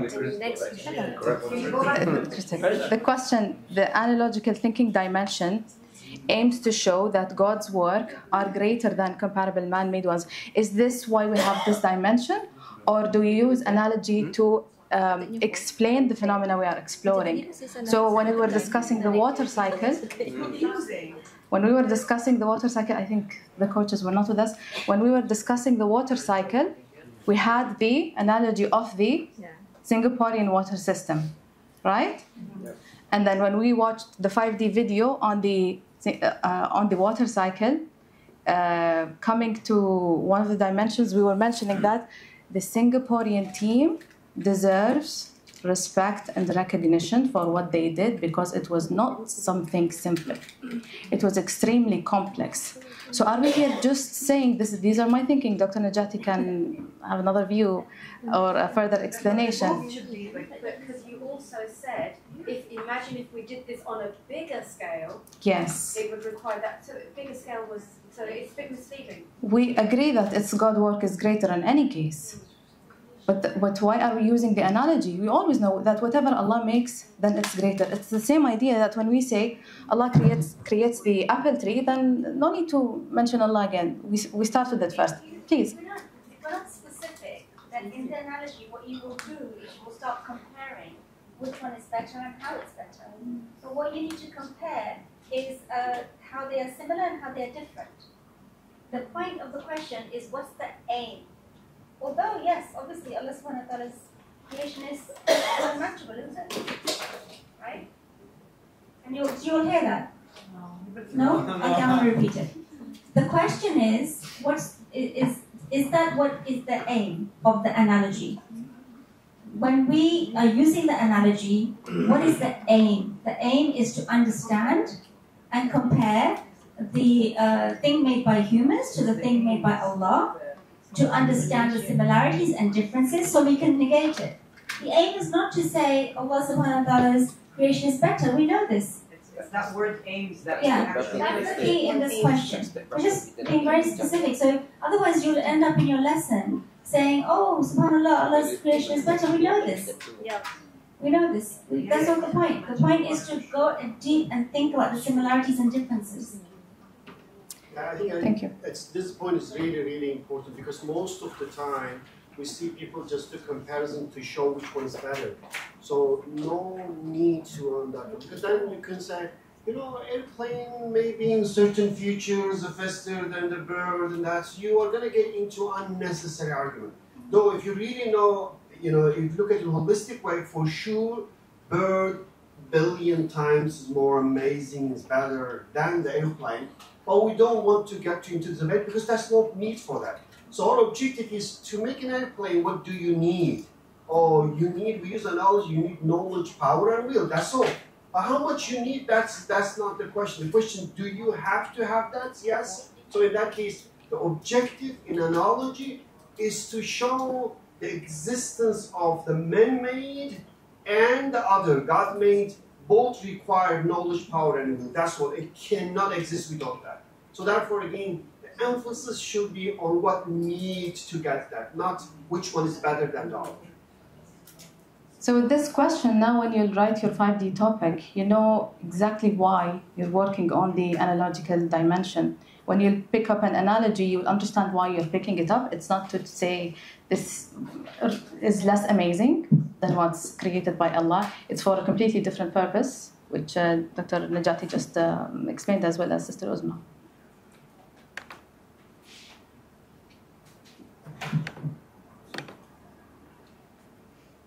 In the moral dimension, what do we do?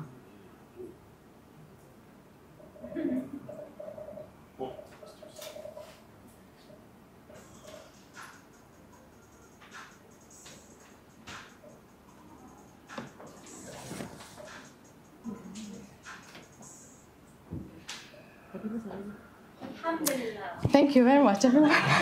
One more question. Right.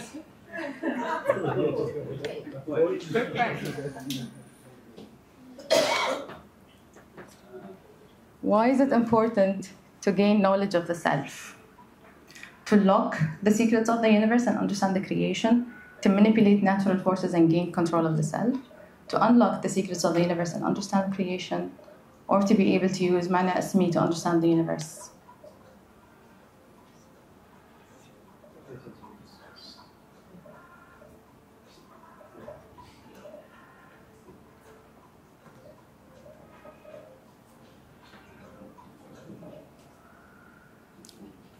Maybe you need the time. It's to unlock the secrets of the universe and understand the creation. That's why we need to know the self. That's why we need the Ana. That's why we need the I. The one you selected to be able to use Mana Asmi, that's, you can tell from Mana Asmi, that can be the one. Yeah, it was the first and the yeah. The first is to lock. There's lock and unlock. Oh. See, that's the thing is, we're tired. You're trying to do it fast, and sometimes you read it, and your brain reads it somehow. No excuses, sister. It's okay, it's okay. Okay, that's it. Now we'll see the winners. That's all? Who is TLA? Yay! Ahmed and Wow! Noor al-Huda. Ahmed? TLA? TLA? Ahmed? TLA and? MashaAllah. Good job, everyone.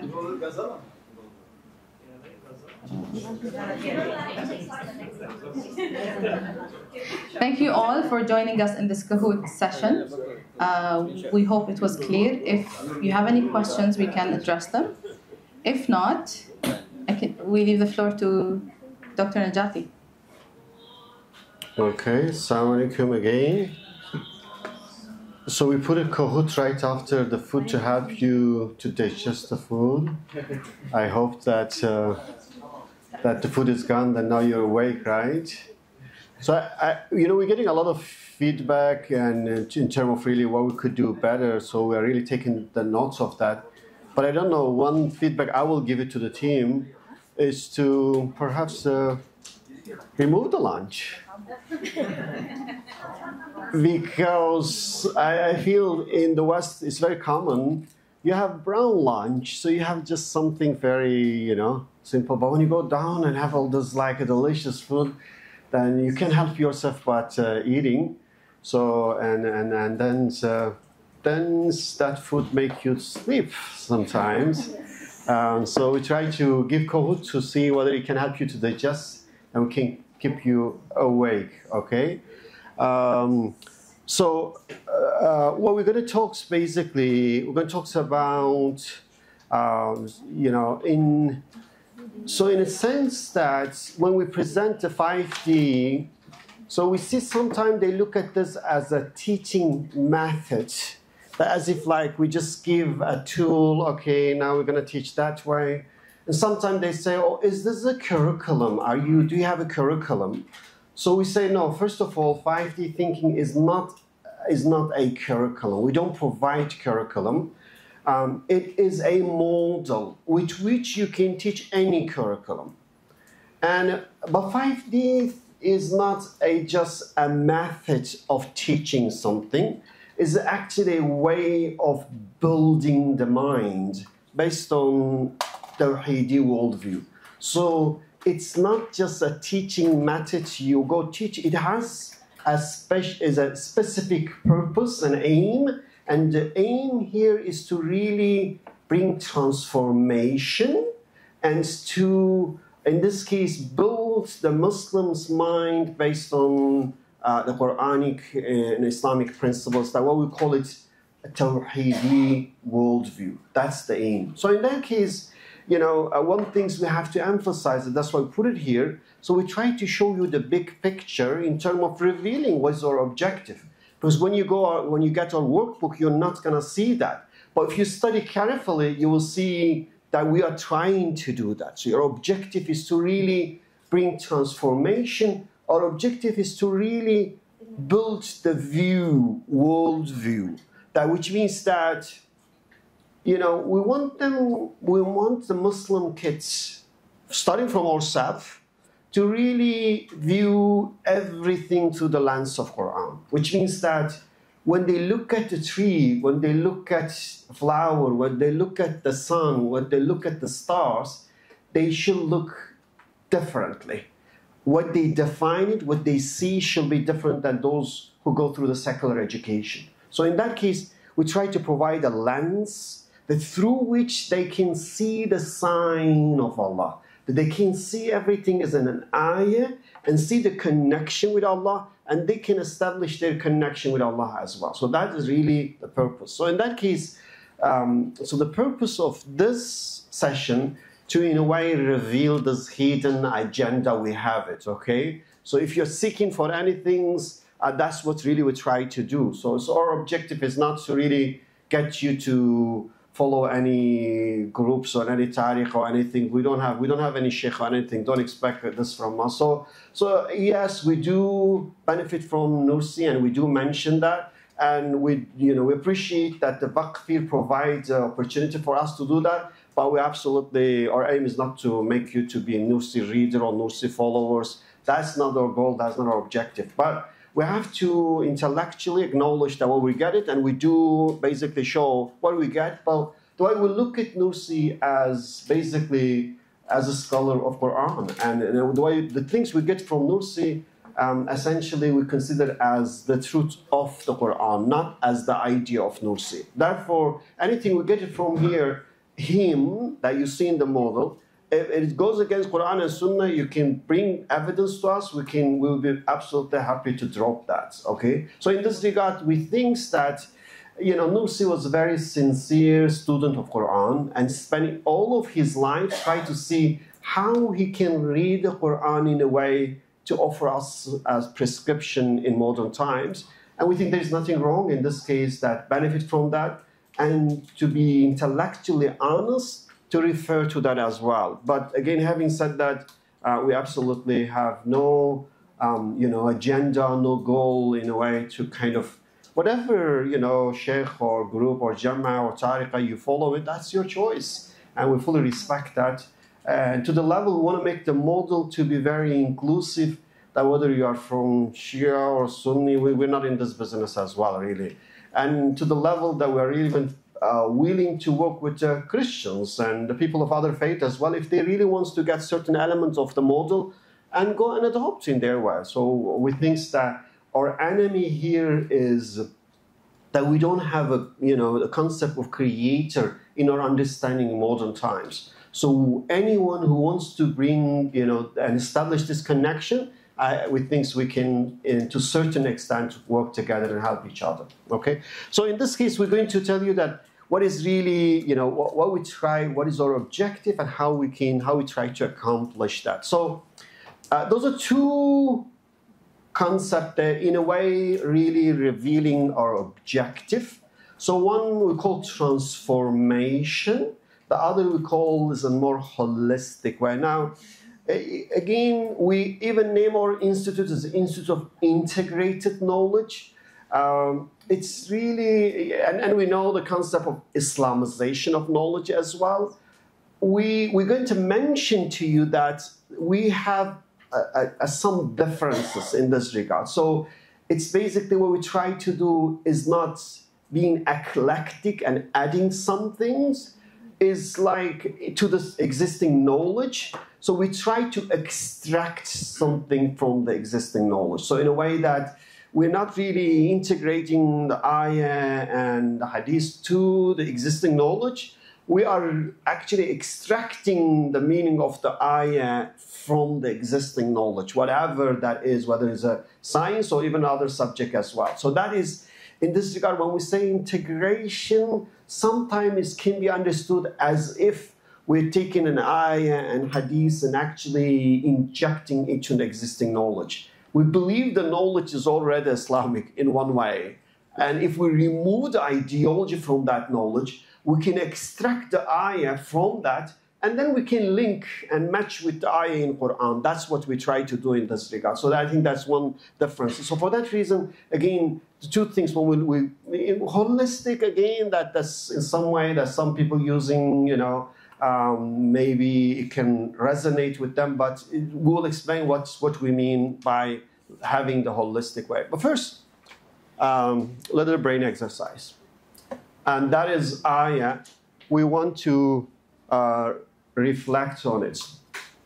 So the ayah says, Bismillah ar-Rahman ar-Rahim, مثل الذين حملوا التوراة ثم لم يحملوها كمثل الحمار يحمل أسفار بئس المثل القوم الذين كذبوا بآيات الله والله لا يهدي القوم الظالمين.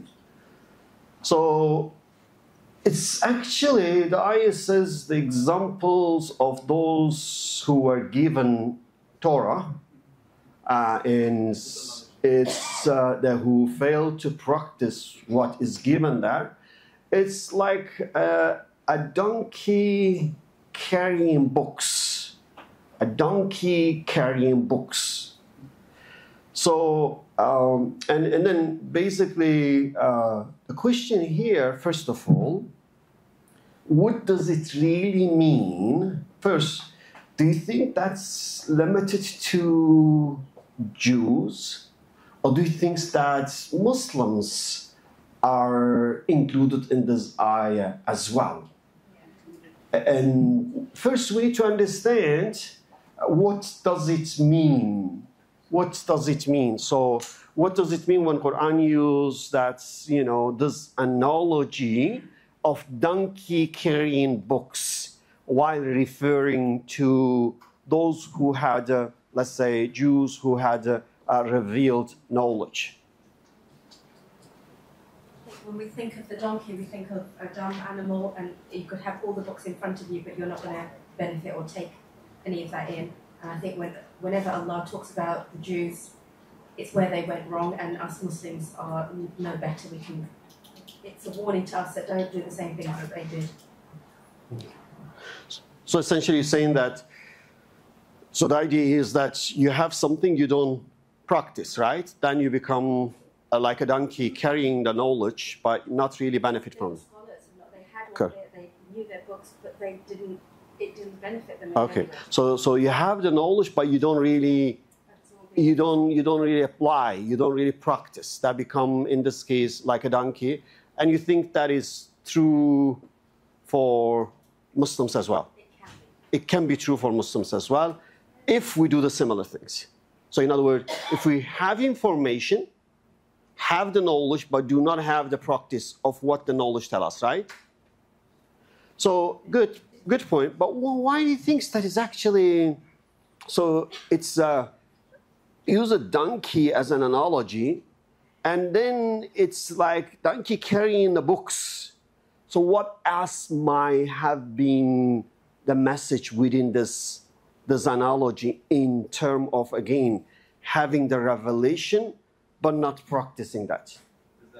Something, it's not they carry, they forced to carry even. Allah subhanahu wa ta'ala forced them to carry. I want to just explain. Okay, yes. The meaning, hummilu, it's not hamalu, so they are forced to carry. For example, Allah subhanahu wa ta'ala revealed us the Quran, and it's not just we are reading it, we are not even reading it and reflecting on it. So we'll be like a donkey, but the donkey doesn't read anything, and he doesn't carry any textbook. So someone put these on the top of the donkey. So what is the benefit of this? So you're saying that hummilu means that you know, you are being loaded. So in this case, you're being given some things, but you don't really practice them. Then in this case, you just carry the books, right? Could that be a teachers also loading students that carrying knowledge but not really benefiting from that? Could that put that as well? Could we, as a criminal teachers, remember we were referring first day, one of a crime we do, we're just loading students with a lot of books and treating them like a donkey, that they can actually carry this, but not really having them to understand how to apply this knowledge. Could that be it as well? Yes. If I talk about not only the criminal teachers, the criminal parents, like if I talk about Pakistan, we ask our children to read Quran in Arabic, but we actually do not make them read it in Urdu, which is our language in which they can easily understand the meaning of the revealed verses of Quran. So they cannot connect. They cannot easily, make connections with Allah subhanahu wa ta'ala, the name that He has given to us. So we are just putting on load of books by just recite them without understanding the meaning. So parents are also part of it. Like teachers are not only the criminals, they're expecting teachers to do the same. They just want them to get knowledge, but not the meaning and understanding in reality. The reflection is all about it. Good. So you feel better when you kind of give some guilt to the parent. So basically what you're saying that in this case, perhaps the use of donkey refers to, donkey cannot understand, which means that you load it with something that they can't understand even. Forget about applying. Perhaps one way is the use of donkey means that the way you give them, you give it without helping them to even understand what they have, let alone applying this. So that's maybe one wisdom behind the use of donkey as a metaphor here. So essentially, you burden them with knowledge, but you don't make them to really understand it. Yes? Yeah, I was also thinking when I see the picture, everybody can see that you are the one being given the books, but if you don't read them and make, you do stupid things or you behave badly, then everybody will still think, oh look, he has all these books, so maybe he is acting according to the books while it's not true. So, I mean, it's also kind of responsibility for us to do what is in the books, otherwise other people will think the way you are behaving is because of the book. So it causes misunderstanding about Islam. If we don't do what we preach, because it's obvious that we have Allah gave us the books, but if we're not acting accordingly, then we give the wrong impression about Islam if we behave like donkeys. So in other words, you're saying that not only we are actually, harming ourselves, just making burden, we are giving wrong message to the others as well, because when they look at us, they don't see any reason why they should have those books, because they don't see what the differences you will have. So they rather see that you carry some burden, but you don't really have any wisdom, any virtue, any characters that derive from this knowledge. So that is, in a way, a wrong way of promoting Islam. And on the other hand, it is very heavy to carry these books. Well, if you have it in your head and in your heart, it will be light. So for them, it's heavy. But if you practice it, it will be very light, because Allah will also make it heavy for us in the Day of Judgment if we have. Well, that is an interesting point as well. So what she's saying, that the burden is when you don't practice, you become burden. But when you practice, you internalize. It's not burden. It's perhaps a pleasure, right? So that's, I think, is a very interesting point as well. Yes. That was similarly what I was going to say. Is it's a burden if it's not, because if it's taken on board, if we believe in that and we practice that, then it would give us lightness, it will enlighten us, and it won't be a burden. It's only a burden when you don't. So I think very good. I think it's excellent. Anyone else want to say something? You see that's really, you could get more things and different perspectives. So it's an excellent comment. Yes. Could it be that they had the correct knowledge, Allah had given them the knowledge, but they chose to ignore it? Well, how would you get it from that? Because they say they were entrusted with observing the Quran. They failed to do so because that of a book carrying books, because the donkey cannot read, even though he has the knowledge in the books, but he cannot read. Then that's precisely what the Jews chose to do. That even though they had all the knowledge, they chose to ignore. But I think to follow on what you're saying, it was the rabbis that had the knowledge, not the common people. And we've been told not to just entrust a few people with the knowledge. We're all supposed to be equally responsible, because then they would twist it and change it, and everyone was just accepting it. And that's the they were entrusted with the knowledge, but they didn't pass it on as they should have done. Can I comment on that? Yeah, I think maybe what you're saying, that it is referring toward the end of ayah, لا يهدي القوم الظالمين. So in this case, that here is like when they collectively make a choose the wrongdoing. So it's like there's some things that they choose, and that could be that. Yes. Yeah, actually, it's like they are showing off. Look, we are the chosen people. Look how we got these books, and then still behaving like donkeys. No. Some people say we're the chosen people. Look at all those books that we got, and still they behave like donkeys. Interesting. That's very interesting. Yes. Short comment on that, please. So here, if the donkey knows and reads the books, there will be no need to carry them on his shoulders. Like this, some ideological, secular ideology or atheistic worldview thinks that religion is a burden on people, because it orders you do that, you can do that, you cannot do that. They see knowledge or religion as a burden on people because they want to just get rid of that. But it's like a donkey. They see books on the donkey. But if you digest the knowledge, there is no need to carry on them to make a burden. You can digest them and you can use them to be lighter, as one of our friends commanded. Sorry, could you also be that they have the correct knowledge, but they chose to remain, they didn't utilize it and transform themselves into believing in Allah. Okay. So the knowledge didn't transform them. They, so they had the correct knowledge, but still remained ignorant. Okay, so they have knowledge, but they don't choose to They didn't implement. transform them. Okay. Okay, so again, so you see we can have different views on that. But I think one thing we know, and so I guess we all agree, that's not limited to Jews. So in this case, when we read Quran, so we should read Quran basically as something revealed to us. So in other words, I need to read this ayah as something speaks to me. That's how Quran will not be historical textbook. Quran will be something, a very relevant book to me as a person. In that case, if I read this one for myself, I will say, oh, it means that if I learn something, but I do not really internalize and practice, then I will become like a donkey carrying books.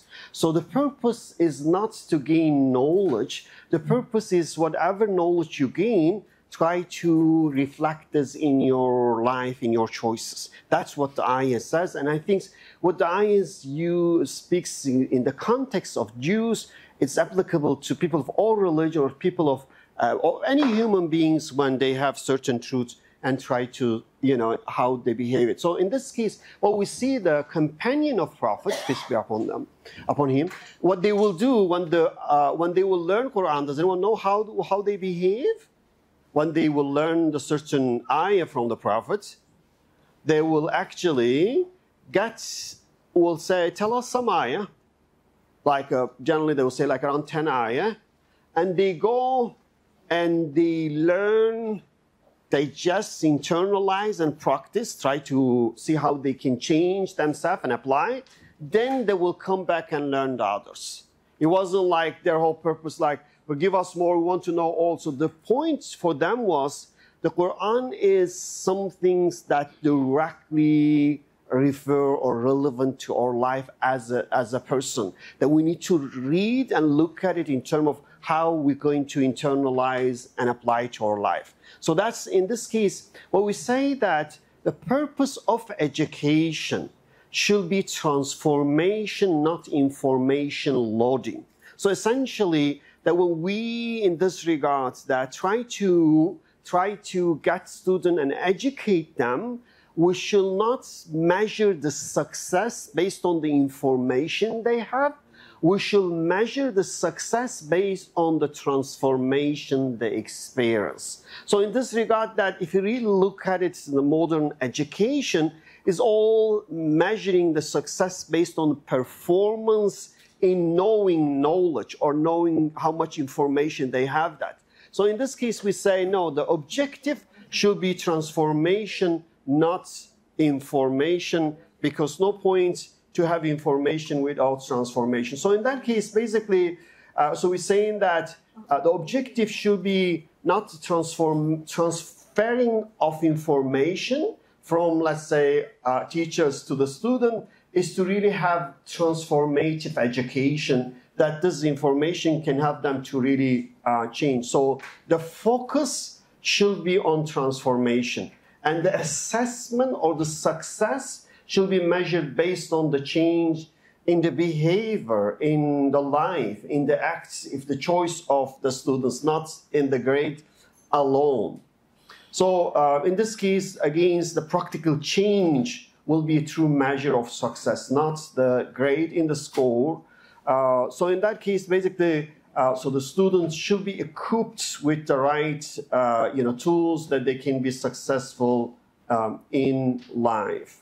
So we already mentioned this. So again, this is, we already, in the morning, we talks about the human being and human fitrah and a potential. So education is in a way to really unleash that potential. When we said that human is in a way mix of all other creatures, potentially can go beyond and above all and below all. So in this case, education is the one that's really helping to unleash this potential or realize this potential. So that's how we need to look at the education to see how we can bring that. And we mentioned that we need to have a right understanding of human fitra in terms of the potential strengths and as well as weaknesses.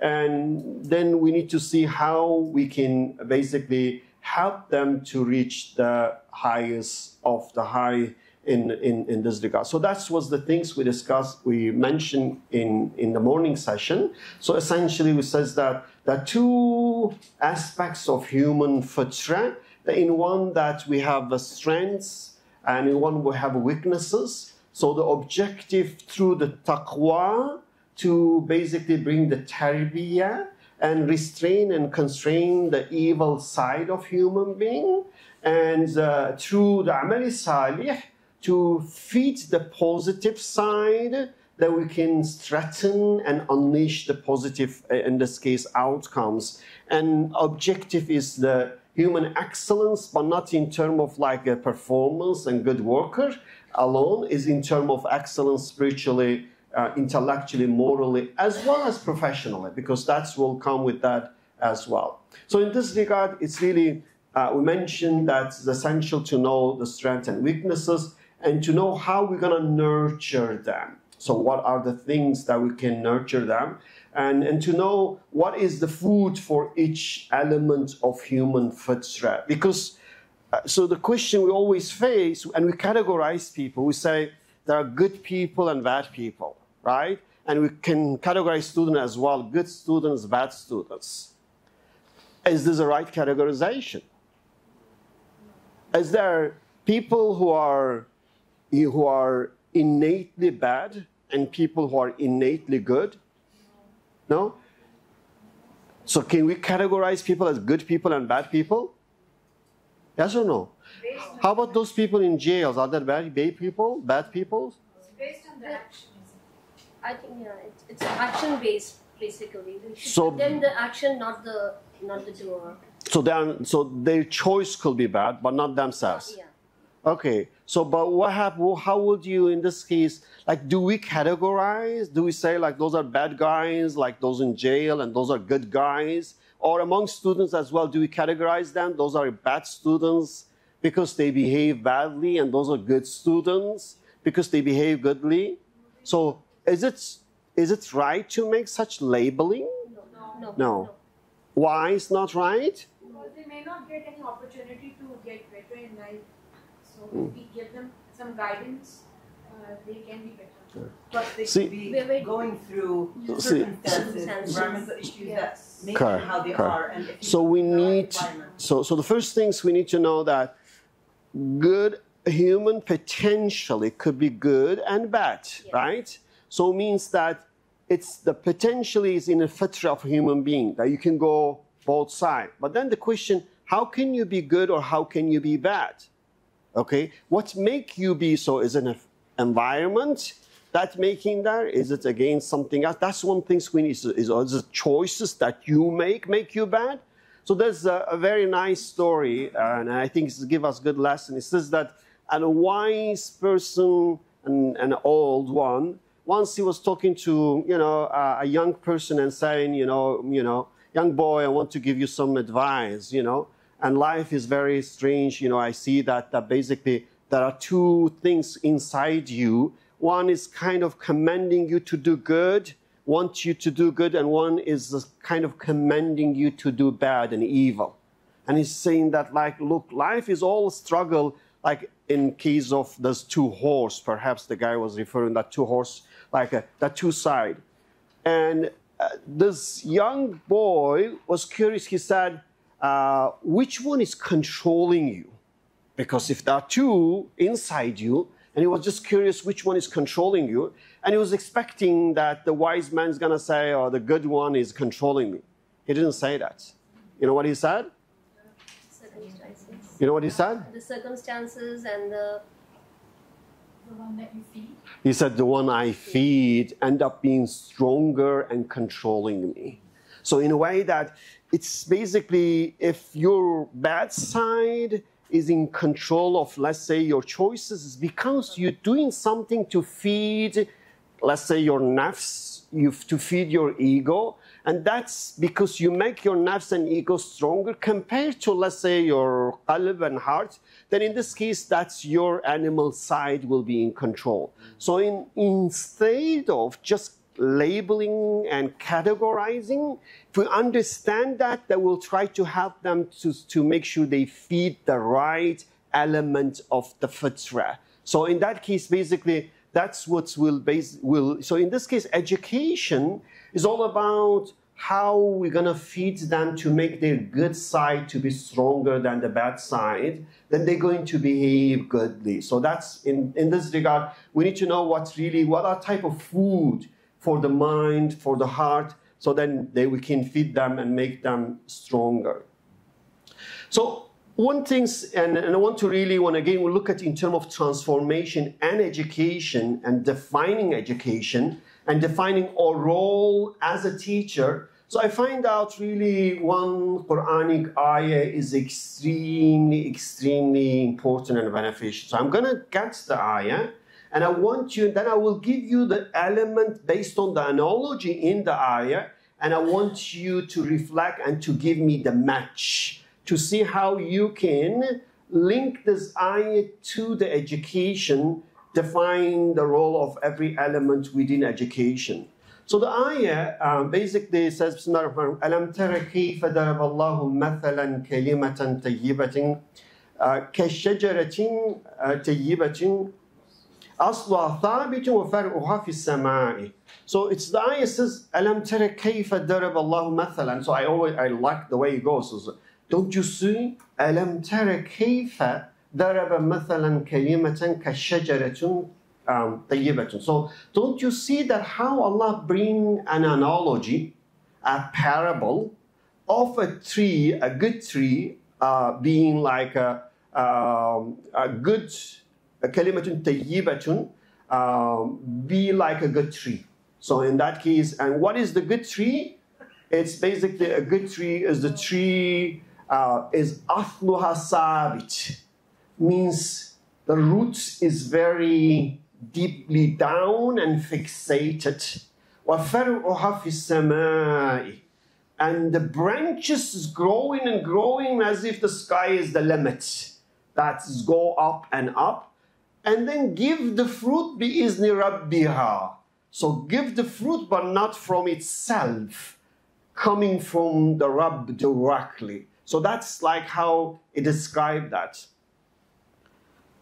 So تؤتي أكلها كل حين بإذن ربها ويضرب الله الأمثال للناس لعلهم يتذكرون. And it's interesting. It says that as ويضرب الله الأمثال للناس, meaning that this analogy and this example is true for everyone, not Muslims only. That is linnas, which means that the ayah is actually referring to the reality of human being and the importance of knowledge in unleashing the potential of human beings, irrelevant of the faith. So in this regard, we can basically describe it like kalimatun tayyibatun, in a way that this is about knowledge, a good education, whether it's a formal, informal, doesn't matter.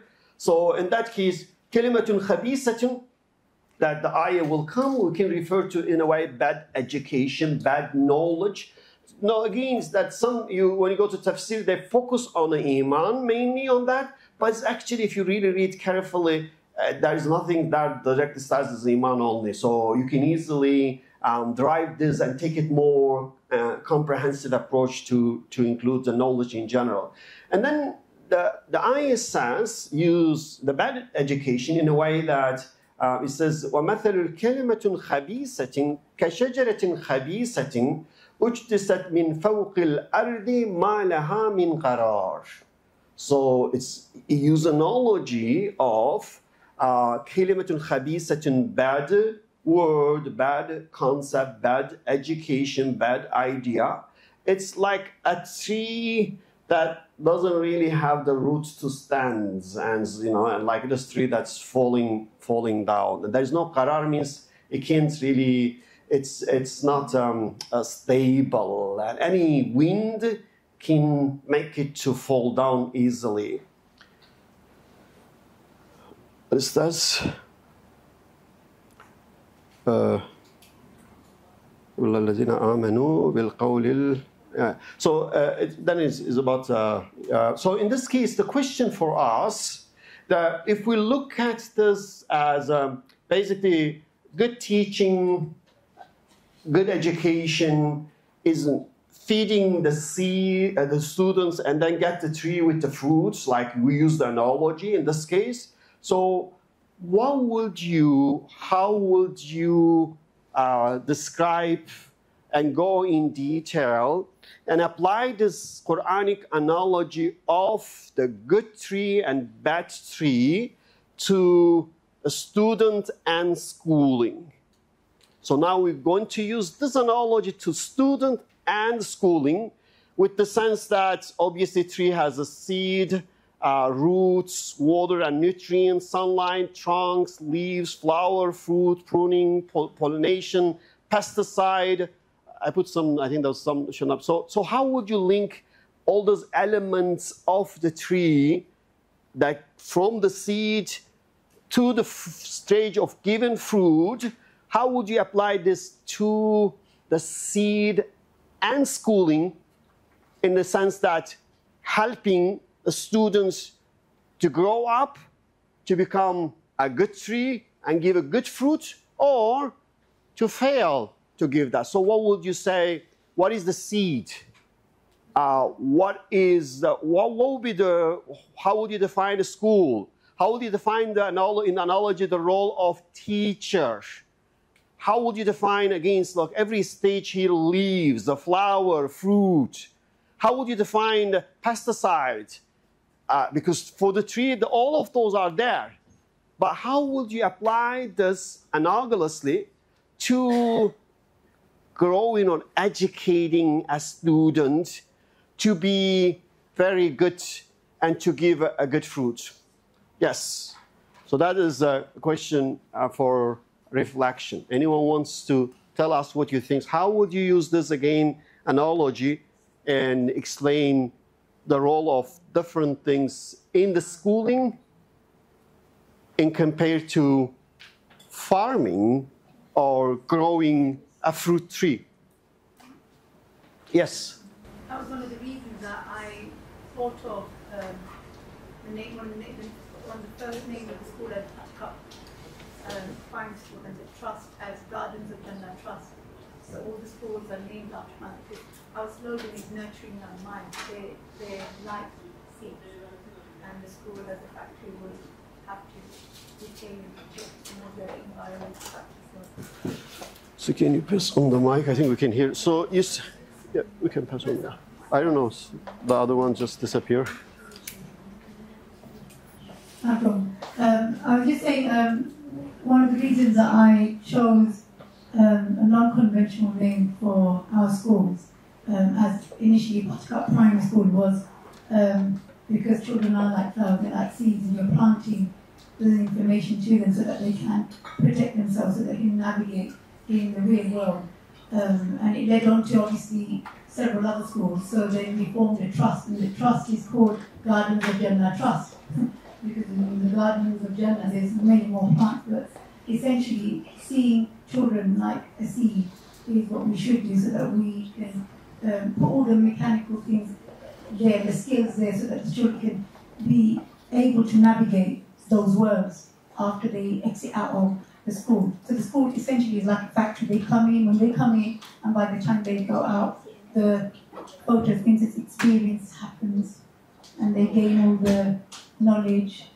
So in this case, you say student is a seed, right? It's like a seed, right? If student is a seed, what would be the school? What would be the school, and what would be the teacher? The school will be where you plant the seed.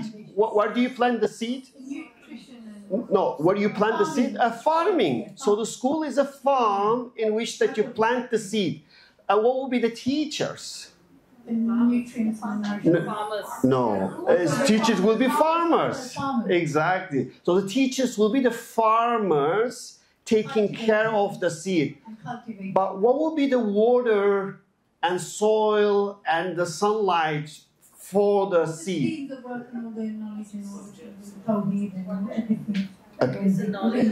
So the knowledge that, but which kind of knowledge? Not every kind of knowledge, right? Yes. The knowledge that is going to make them to really grow and give the fruit, right? Not any kind of knowledge. So in this case, you need to provide healthy knowledge, and necessary one, like water is necessary, like sunlight is necessary.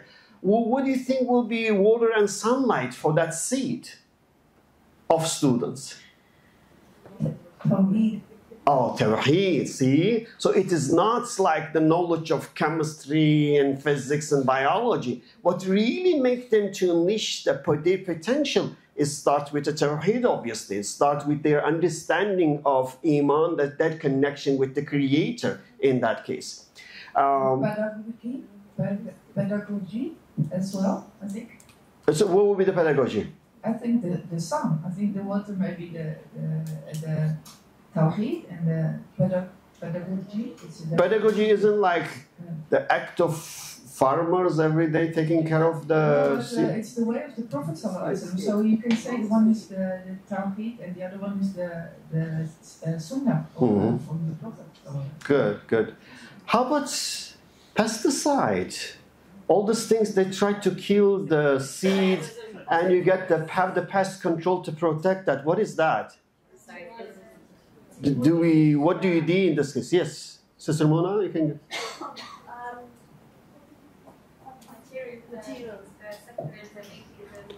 Yes. all the external influences. But which kind? Good external, bad. There could be good external. Well, the secularism. Okay.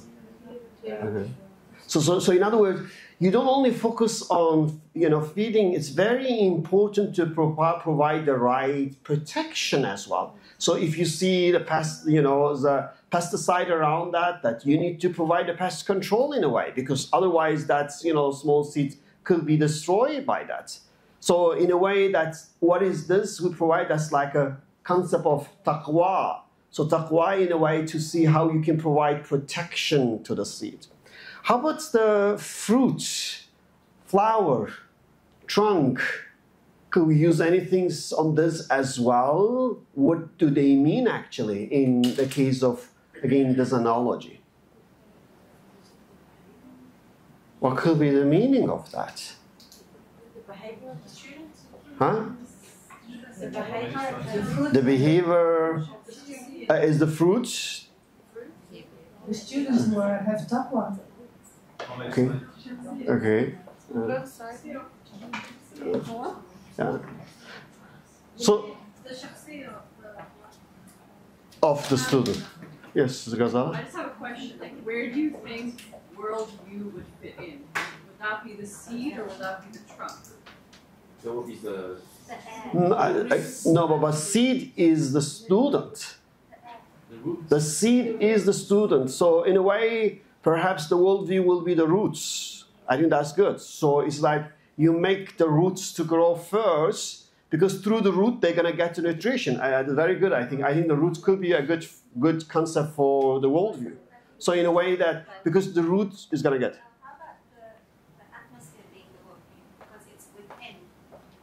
Yeah, but I think that is the atmosphere. I kind of think roots kind of become more important, because the reason is that because everything comes through the roots in a way. If you cut the root, it's everything's gone, right? So that's, I don't know.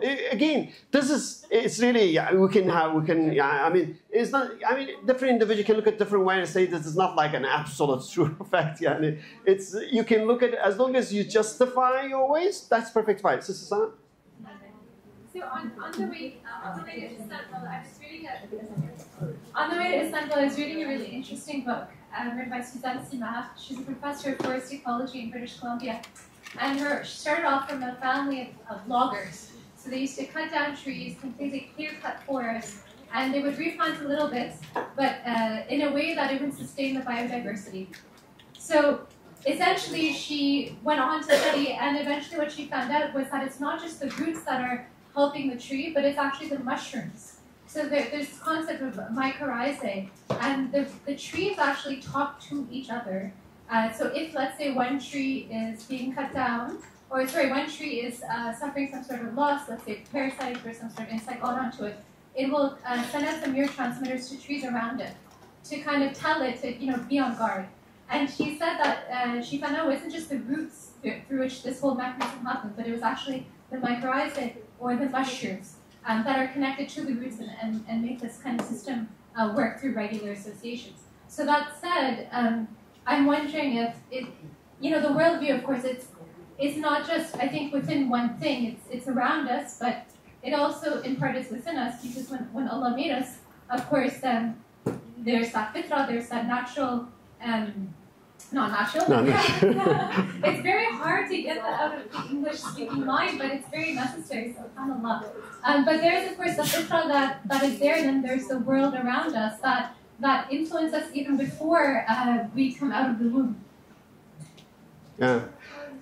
Again, I think that's true. It's not like it's therefore they say like nature versus nurture, right? So that those things like what is inside, what's I think so. So here's our understanding. We say that you can look at student as a student and school as a farmland, and you can look roots. We define that as like an iman, but I think we can go with we define it as a tawheed or strong iman. But again, remember we define Islamic worldview as a tawheedi worldview. That means that you can get this one, and if the root grows really, that shape your worldview. You can use that one.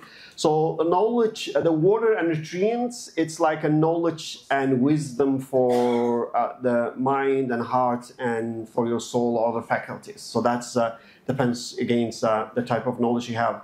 The sunlight, we say it could be as a Quranic teaching and guidance. They guide us, they give us the light, because without which we can't really grow, and we need the wahy, and in this case, that can really help our students to grow. And the trunk, we define as, I think that's, like we say, shakhsiyah, some of you said the trunk. So we define as a good character and personal integrity that provides strength and structure. So as you build up your shakhsiyah, that now you can build your identity, we can see you as, as distinctive, very, let's say, well-behaving Muslims. That's that you are proud of your identity, you know what you're doing and why you're doing that. The leaves, because the leaves has an important function as well, and the leaves, we call it kind of absorbing knowledge and giving back to society. Why? Because you remember the leaves will get some things, and then there will be photosynthesis, and then there will be release of something in a way, if you look at analogously. So in a way that you can say is that the leaves, it's basically have the students to, in a way, being more contributing to the society while they benefit from the society as well. Flower is like talents and skills as becoming visible, that the potential you have that now become more visible in that. Fruit, and that we can define as a good deeds and your contribution, in this case, the products of, let's say, or the blessings that given to you in your life in this regard. Pruning, it's basically shading unproductive habits and unproductive or harmful whatever trait that you have, because you need some time to cut it, and when you cut certain part of the tree, it actually helps. But in reality, sometimes I see like beautifully grown a tree, then you see people come generally they do it at the beginning of springtime, and they cut it like almost like a 2/3 of tree. You're like, what did they do, And then when you see after that what happened to that tree, you say, oh, it was very, very nice pruning. So in a way that So sometimes it's necessary to actually do this pruning as well in terms of, you know, a certain trait behavior need to be pollination. That's also very important, as you know, for the trees to actually, to flowers, to give the fruit, that there has to be pollination there. And the pollinations, in a way that you see the way Allah creates almost always. There's an exception that you have to get it from two different things. They come together. So, and in that case, that's how the creation, the continuation will come. A same tree cannot continue by itself. Then you see part of this, the things come from the other tree and to pollinate. Yes? I was thinking before when you started, when you just had those things up, the importance of the students having good company. Mm-hmm. And is that where pollination might fit in? Because to make sure that they interact with, they are among those with similar values, to make sure that they stay firmly grounded in these values too. Because you can do all of this in the school, but when they go off sometimes to college, right, and they're not with other Muslims or others with the same values, that's where that the toxicity can come in. Mm-hmm. So you might have tried to inoculate them as best as you could, but if they're not always looking for other Muslims, looking for, you know, to have that group, that company, that encourages them to stay on the right path. Mm-hmm. That's why. The pollination? No, I look at this as a pest control. So because others are the same. Because what I say that like you know, because it's actually Surah Al-Fatiha, what you mentioned is a constant reminder to us when it says "Ihdina as-sirat al-mustaqim," which basically says guide us on the straight path. But then it says "Ihdina as-sirat al-mustaqim alladhina an'amta alayhim." But they look like the same things. It says guide me on straight path. Guide me on the path of the righteous people. The straight path is the path of righteous people. Why? There is emphasis on that. Or because that basically with whom you are traveling does matter. So in that case, if you are with the right people, then you will be on the right path and you will be influenced in the right way. So, and therefore you see, otherwise, the first part of the ayah was sufficient. Ihdina as-sirat al-mustaqim, that's all. But صراط الذين أنعمت عليهم is the path of those righteous people. So that's emphasis on who are with you, with whom you are traveling, with you are spending your time. That's the emphasis on that. So, and in this regard, it is extremely important that we see who are the friends of our kids, of our students, because bad friends can have the bad influence on them. And whether that's online or on-site, doesn't matter. So I think in this regard, so the emphasis is on that. And I see like as a pest control, because I see like there's harm from that, and then you be away from that in this regard for the harmful. Because again there, it's the emphasis where dhalin is actually those bad guys who choose the right path, who are in the right path. Don't be with them. And even you see, there's emphasis again that because you're good people, you're not gonna be with bad people. But then you see, there's explicit reference to warn us against that. So again, that's we look at the harmful, the pesticide is the negative influences, distraction, temptation that try to basically the internal as well as external, because ultimately, even in the bad guy or the other bad friends is because of their nafs. So in this case, they will be them, they will be affected by them. Taqwa is basically is the protection following the Quran and Sunnah against those pesticides. And an amal salih is the righteous deed of feeding the good side. So tarbiyah perhaps is what we provide as a teacher in one way, as a farming services that guiding and nurturing students, and protecting them and helping them to unleash their potential. And every seed is one way is unique, so that's somehow referred to the uniqueness of each student as well, that we shouldn't really force them and expect all of them to give a same type of fruit, because every seed, every type of seed give a unique type of fruit in this regard. So in this case, basically, the role of teacher in harvesting student potential is basically, be good examples and help students, encourage them, and ultimately provide the, help them to do the right things and follow the taqwa. So the expected fruit of education. So basically,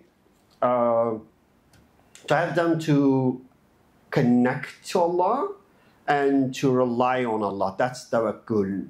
And have them to recognize the countless blessing of Allah. So therefore, like, it's not like basically. What I say that basically in secular ideology, the objective is to how you work very hard to have more and more. But actually in Tawheedi perspective, you already have countless blessing. So the idea is not, work hard and then try to have the possession and claim the wealth and richness because of the possession. The idea is to have the perception of what has been given to you. So in other words, so to open the eyes to say, you already have a countless amount of money in your bank account. Just be aware of that. That's given to you and you're using every day. So, and I think that's what's in Quranic sense when it says, وَإِن تَعُدُّ نِعْمَةَ اللَّهِ لَا تُحْصُوهَا. So if you count the name of Allah, it's countless. Which means, I know sometimes I ask, who is the richest person in the world? Who is that? Who is the richest person? Huh? No. Who is the richest person in the world? The one who is most aware of his The richest person in the world is the person with the iman can see the countless blessing of Allah.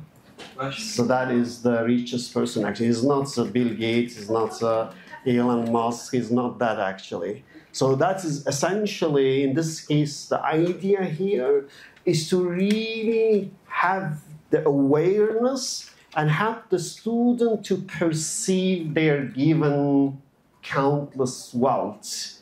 But capitalism basically set the goal of how, working hard to possess, that your enrichment comes based on possession, not perception. Because that's the thing, the differences. So in this case, we can define the richness is perceiving and understanding the countless blessing of Allah. And obviously, the other objective, to make our students to be very humble. It's not like telling them, oh, humility is good, Muslims are supposed to be humble, arrogancy, because there's a hadith says that if you have a little kibr in your heart, you cannot go to the Jannah. It's not that way. It's actually explaining the true reality of who we are and what we have, and then make the students to be humble by default. So I like when Nursi says, it's really very interesting. He says that whoever intends to be humble, they are arrogant. What does it mean? The meaning I give it what he says. He says something roughly with that one. He says, whoever intends to be humble, they are arrogant. What does it mean? Try. Yes. You want to be recognized for having done something, accomplished something. Oh, okay. That's a good way of looking. Yeah, I think that's one. But that's a good point. But I think he meant something else beyond that. But that's a very good point. Yes. Assuming to be humble, but evil.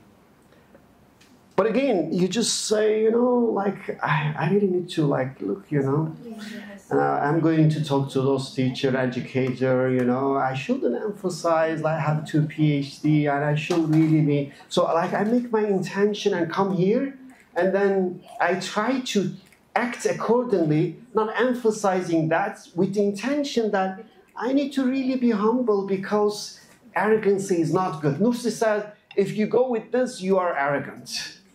Why? What is wrong with that? Yes. Because by design, we are nothing.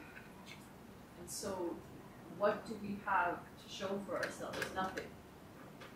So yes.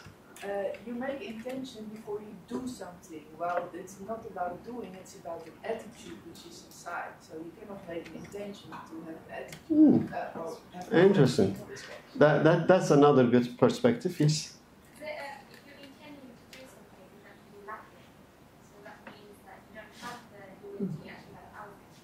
Well, that's another good point. Really, it's amazing. That's why I say, like, I mean, when you really open with questions, like, I have my own answer, but I really enjoy to hear different perspective on that. This is what we call divergent thinking. So divergent thinking is one of the type of thinking I really like it. It's basically saying that it's not like a multiple MCQ question. There is one true answer. It's saying that there could be multiple true answers to the same question. It's like, how can you go from, let's say, Istanbul to Yalova again? There are multiple ways. You can go with the ferry boat, but you can go from the bridge as well if you don't want to suffer, as we did yesterday, right? or you can fly to go there, or you can go by your own car, or you can go by camel or by horse, or you can walk to go. So there are various different ways. Now you can say this is better than other for me, but to say this is the only way to go there, it is very limiting.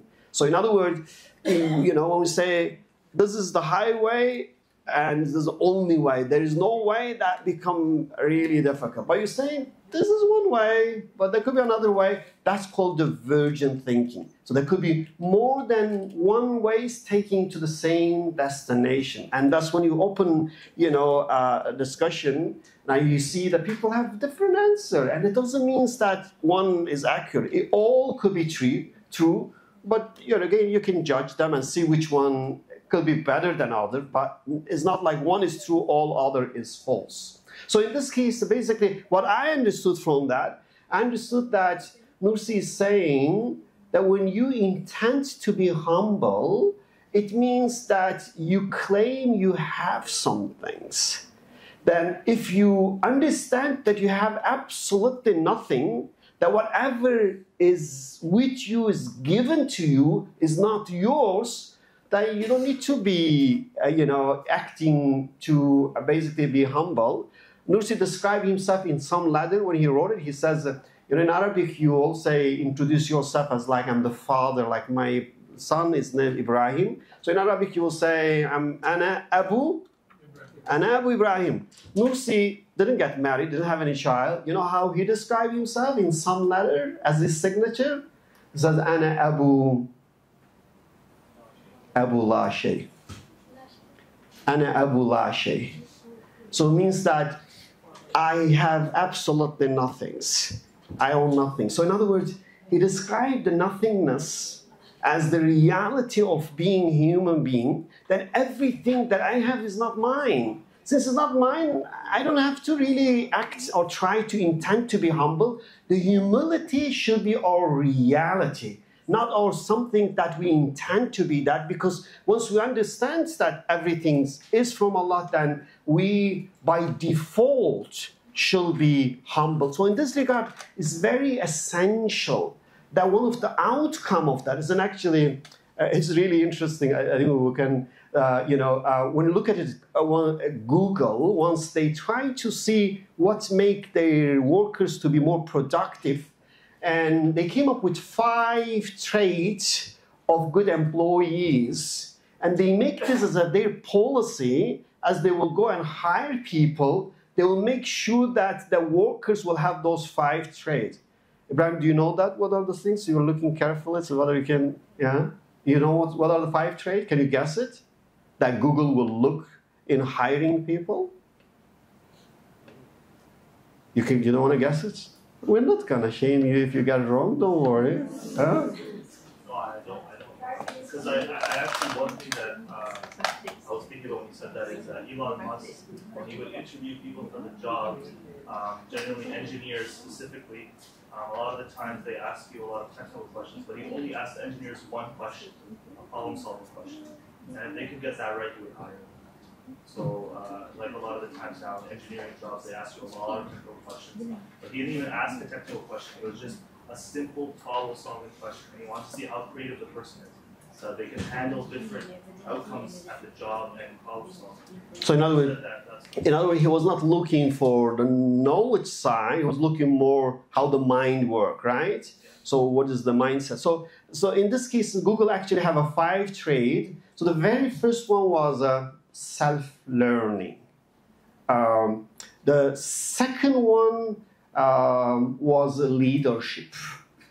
And the third one was humility. Humility.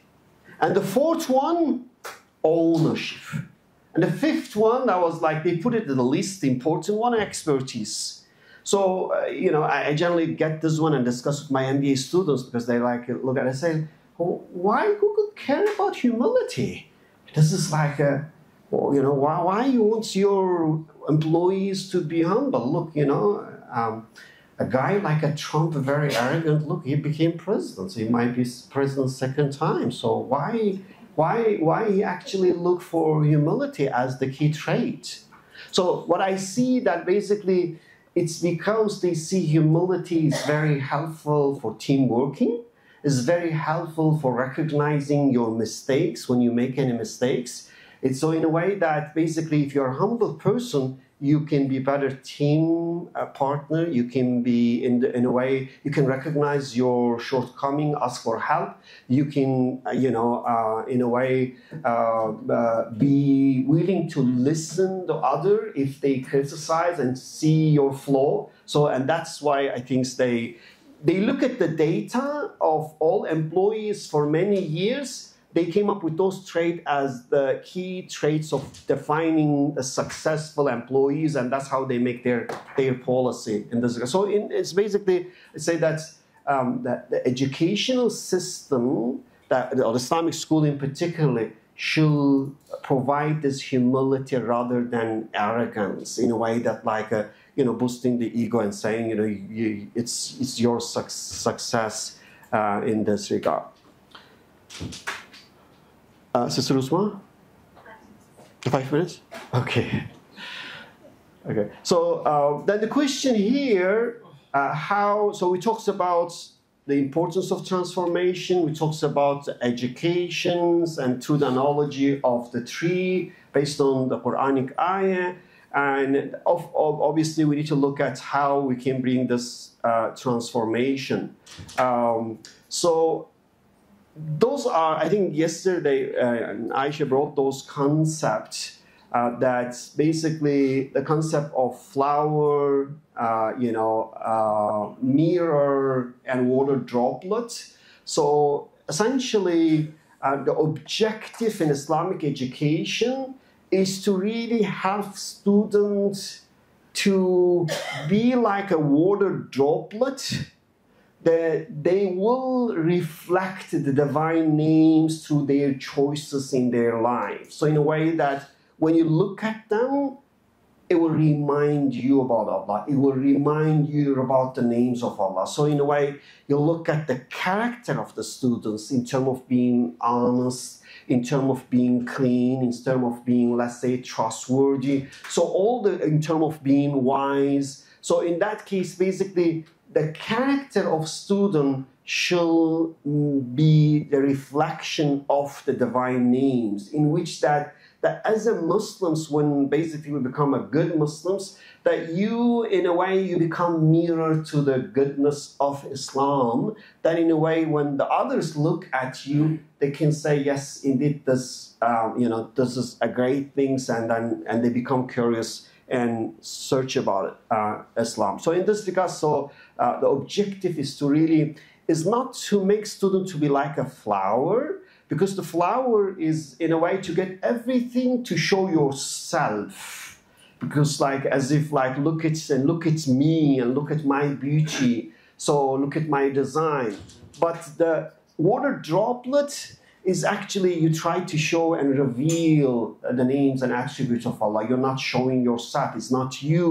It's what you trying to be mirror to the divine name. So, and we know essentially the hadith, the famous hadith of Jibreel, that set us the goal that the objective is actually to get the students to the level of ihsan. So to get the level of ihsan, so essentially means that is the state of mind and heart in which that you basically have the yaqeen and you feel connection with Allah and you live your life with such consciousness that we call it shu'uri imani. So shu'uri imani is the consciousness of iman in which that you feel that you are in presence of Allah because you see the signs of Allah everywhere. So in that case, you make your choices accordingly in this regard in terms of how to behave and how to control yourself. So and again, that's to be that we need to see how we can basically control our negative side. So like the discussion we had, nafs we mentioned, yesterday. That nafs we said it should be moved from the amara to mutma'ina, means we need to train and restrain the nafs. But killing again, that some Sufi scholar will say that, but we said is really mostly will say no, it's you can't really kill it because the test is with the nafs in one way. But the ego, that's why I show it to you. So I think that was the book, if you remember. So I said that they say ego is the enemy. How we change that one? We say ego is the biggest enemy. The biggest enemy. So it's not just the enemy, it's the biggest enemy. So in this case, it's basically, when it comes to ego, it's very essential to kill ego completely. Which means that, if we do not kill ego, it's very hard to, accomplish ikhlas. So in a way that because we do some things, we try to do for ourselves rather than to do for the sake of Allah. So in that case, the ego needs to be tamed, and against that we should see the possession as the blessing, not as, let's say, the outcome of our hard work and brag about that. And the anger, what should you do with the anger? Is it bad or good, the anger? The power of anger, quwwa ghadabiyya. Depends on how you use it. So therefore, the anger, yes? I have a question. Yes. When you say the ego needs training, right? And there was someone said something about how you said it, that you don't want to praise someone to their face because you don't want to feed that ego. I think the hadith says that. You mentioned it. Yeah. Right?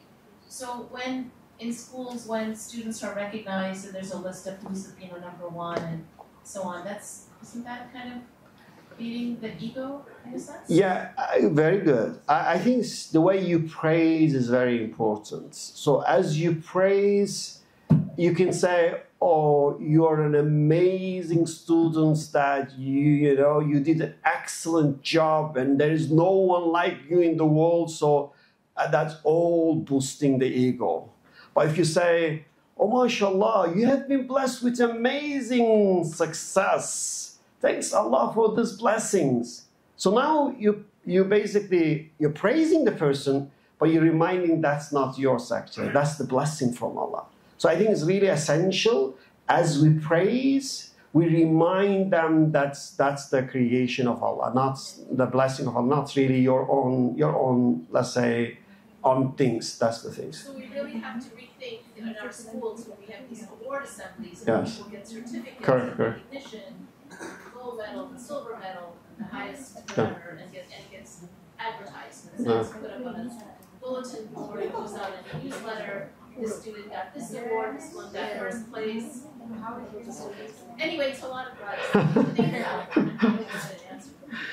But again, I think because it's very common practice that everyone do that and feed the ego in that way, we feel like we have to do it as well. I think the key question is, if it is not right, then we need to look at for the right way to do that. How we're gonna do that? We can have discussion. But I think it seems like it is not right, and it's just basically is one way that we live in an age that when they cut the self from the sustainer, they feed the self to be like a pharaoh, to basically, in a way, to things that's all you, and we think that's parts need to be really changed. We need to, in a way, remind the students, yes, yes, we appreciate, yes, we praise you, but for being blessed.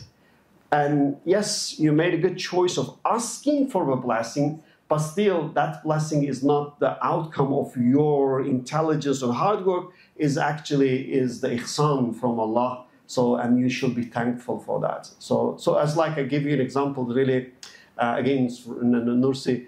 Nursi, when he moved to Barla, he was actually sent to on exile, and there was no road to that village. He was sent by a boat there, that he will be forgotten there and have no connection with the rest of the world. Obviously, there was really no internet or nothing at that time. So it was, after a while, there were a lot of villagers came and they benefit from, Nursi's writing, and they start to really feel, they owe some things to Nursi. And they told him openly, look, if it wasn't you who will have just died here as an ignorant villagers with no knowledge of the truth and wisdom. And Nursi told them this, he said, look, what you thinking is actually wrong, and I made a similar mistake in the past. He said, I thought that if it wasn't you, I wouldn't serve the Quran, and I could as I want to, and I will give credit to you. But then I realized, he said, that basically there are two ni'mah. He called it, the Arabic, he says, ni'matul ifada, ni'matul istifada, meaning that the ni'mah of expressing the truth given to you through me, and the ni'mah of benefiting from this one is another things given to you, but they're given at the same time. So in a way, what he's saying like, let's say, where is Sister Saba? She's in a quiz, okay. She did really, mashallah, she did excellent job, right? So now, if we tell her, you did an excellent job, and as a result, let's say you all go to her and appreciate her presentation. Now, Nursi will say, no, both of you are wrong. Why? We'll say that, yes, Sabah, be blessed with telling the subject in a very good way. That's one blessing. She should be thankful to Allah because Allah blessed her with that. That's not her. Second, if you say, but I understood because of her, Nursi will say, no, that's wrong too. Your blessing of understanding is another thing that comes from Allah as well. So your understanding is also from Allah. Therefore, he will say that you both should be thankful to Allah that you both being blessed together at the same time. So in that case, you should congratulate each other that we both get a great gift at the same time, not thinking one is the cause for the other. So you see that you reject even the causation in giving the lectures and understanding as well. So that is really, when you look at through the Harfi perspective, through the Tawheedi lens, that's how you give everything to Allah. And then there's nothing left for you to, you can, in a way, brag about it. It's not yours. Everything that comes to you, it is blessing. You say, Hada min fadli Rabbi. So you just remember this as a fadl from Allah, and you become thankful for that, rather than be boastful for the things blessing given to you. Yes? If we apply this, can we apply this with children? Because children usually want some gratitude and something that would be their effort, not referring to Allah. Can we compromise in that for children? Can you give an example? How would you do that without boosting their ego? Yes, without boosting their yes. ego. For example, my daughter does something nice, and if I say that which is the right way, she may not do it next time because she likes to be boosted. Yeah. Can we have a solution. So you want to give some bribe? Yeah. I think maybe the bribe could be emphasized on the choice side. Because ultimately we give credit to the person by making good choices. That's the credit we can give. And that's the true credit. So you choose this and you'll be blessed because of this choice. So, and that's the credit that those others who do not choose, they can't have that. I kind of, because otherwise I think it will be bribing, that's not halal, that's not, you're not allowed to do that. But I think we can give credit in terms of making choice, not that. Yeah, I think we need to, yeah, we finish it, right? Okay, so we're gonna have 10-minute break, inshallah. And again, the slide will be there, you can look for the rest of it, inshallah. Okay, shukran, thank you. Last thing we want to do with you today is show you our LMS system. So basically, as you know, that we've been working on our workbooks in several phases. So the primary phase, kindergarten to 6, and then 7 to 9, and then 10 to 12. So we were looking at the different feedback we were getting, and we were looking at the different situations in different schools in terms of, you know, can you really bring another book in when you already have a science book? So we looked at all of that and we decided that our books are published and they are available to buy, but also we will make a learning management system. In that way, that will be online and schools can, you know, take from it what they need with the subscription. So Brother Bilal Malik's been working on that very, very hard. So he's going to explain that, inshallah. Assalamu alaikum. Okay. I'm not going to take much of your time. I will try to be fast.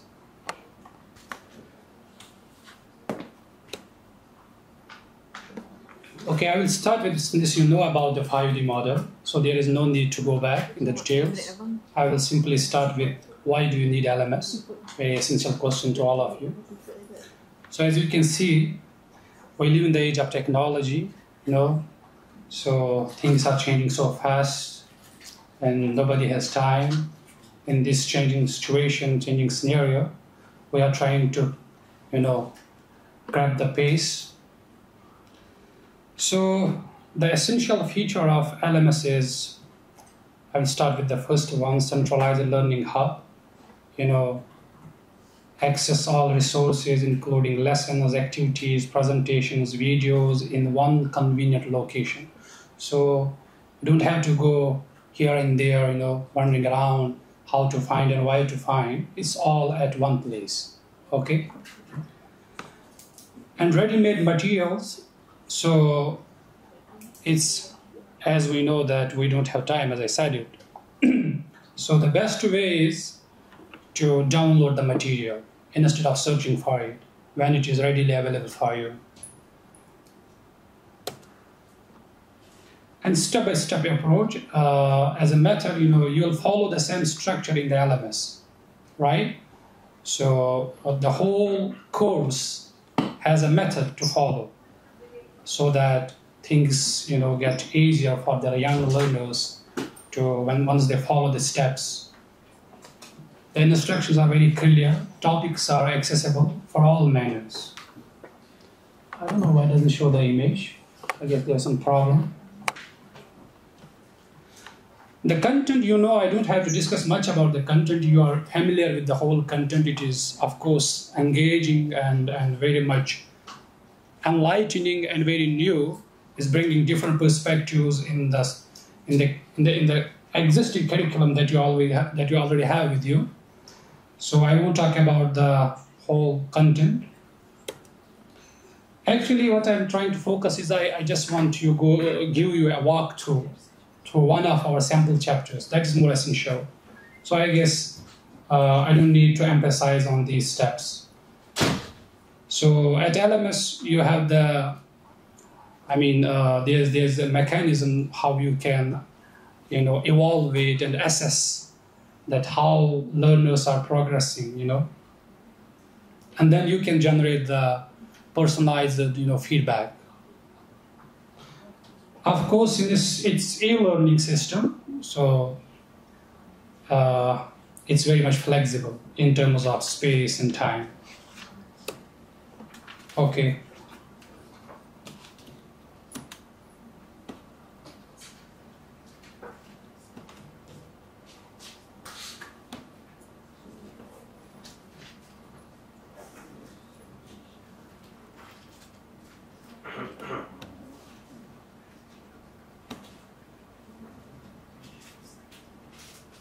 I guess I have lost internet connection. That's why it's creating some problem. Yeah, it came back? Okay.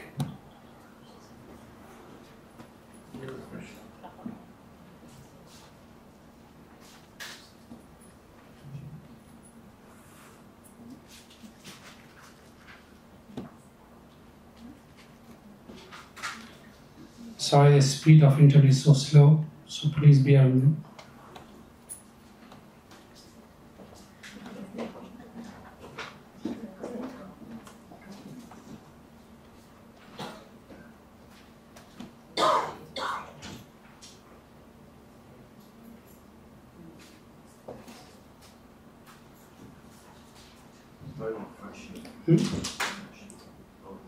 Okay.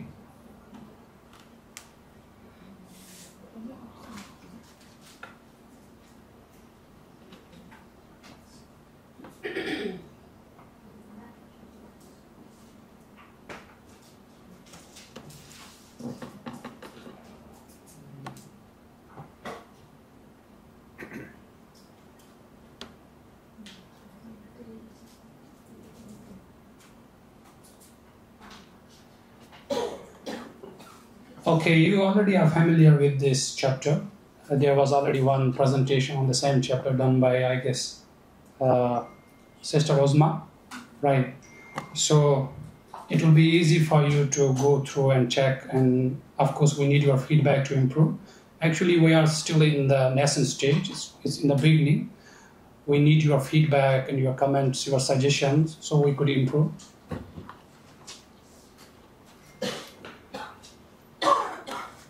And by the way, you can download this course. It's free. We have kept one chapter from each course free, so you can go through it and check and how does it work, how can you work with this, and all that stuff.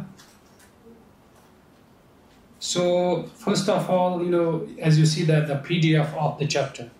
So simply you give one click and you get the PDF of the chapter, right? So you don't have to search for the material. Simply, you just click on the chapter and you will get the PDF copy of it. Is it downloadable? Yes, it is downloadable. That's why we said it is downloadable. Is the database live? Like if we log on right now? Yes. Okay, learning objectives is actually, we have taken it from the workbook. So I won't go through this. I guess it's not that much relevant. Is the learning objectives, the learning objectives of the chapter. But yes, the most important element of this, they call it course at LearnWorlds, but we call it chapter. Of this chapter is the PowerPoint presentation. What's the website? Yeah, I will take you to the website at the end. No problem. And by the way, you have it if you have the magazine. The links are available on the magazine. You can just simply use those links.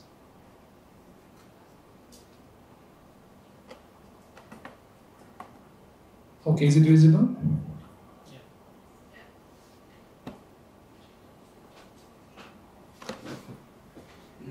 Right?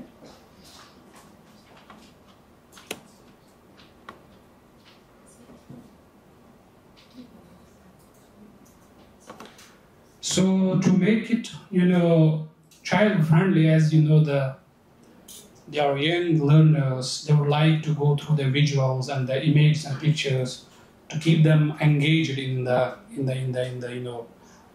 lecture or in the classroom or in the activities. So that's why you see it starts with an image, which is very much alluring for the young kids.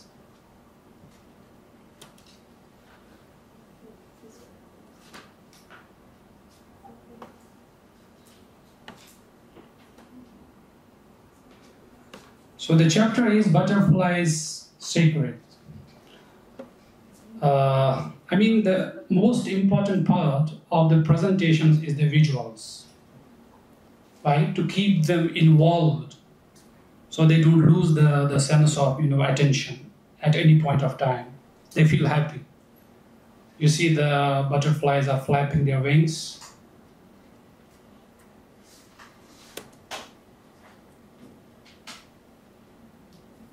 As you know that I guess the statement is problematic if you look at from the 5D perspective.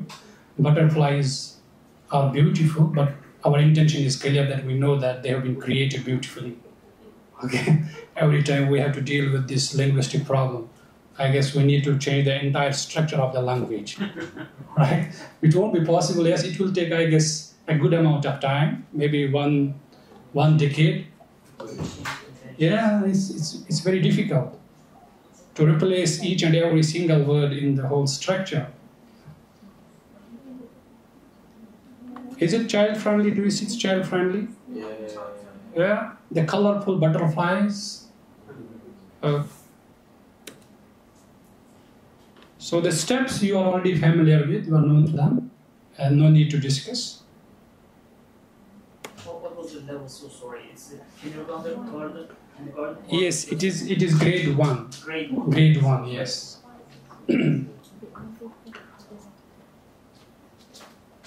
I guess because the internet is visible, some images are not visible. Maybe the internet, some images are not visible. You're not showing the... There are animations actually, maybe that's the problem. There are animations. I think it's like, you need to... Okay. So big.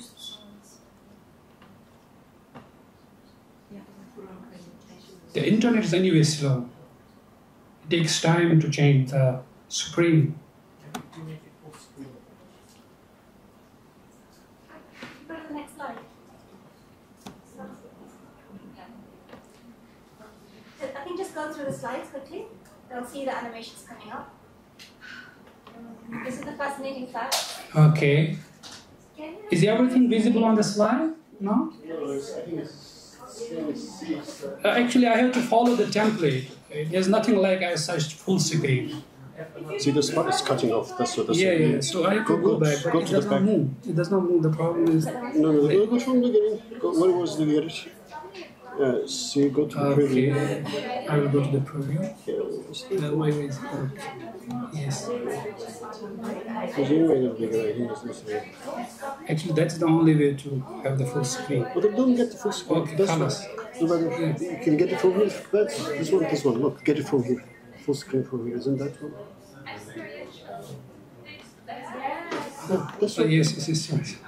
Okay. Thank you.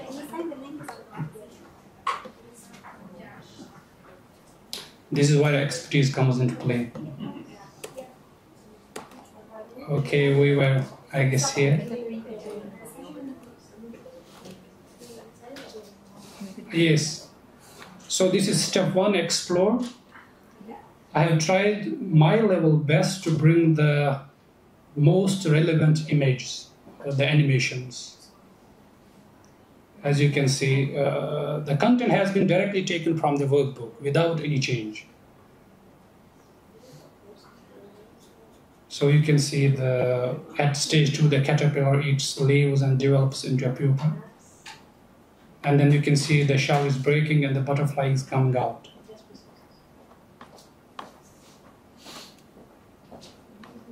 Okay, these are the fascinating facts. The statement is supported by a visual to make the young learners understand and bring them into the process of understanding. As you see the last one, the monarch butterflies are moving together for migration. Butterflies lighter than a paper.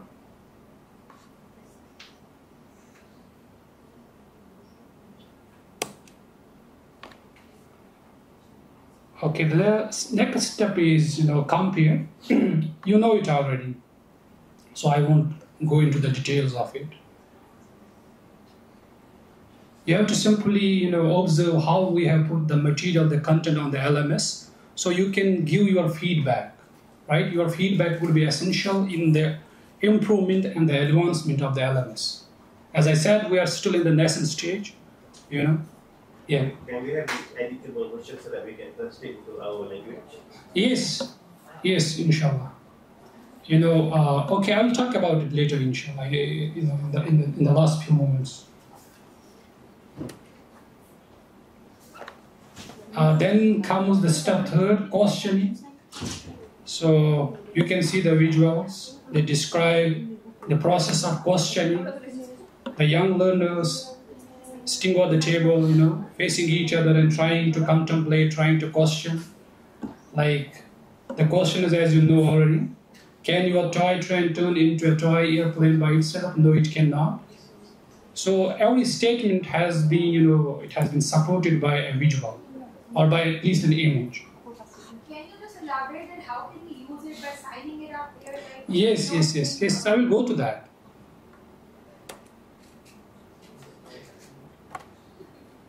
Okay, everything is connected, fine.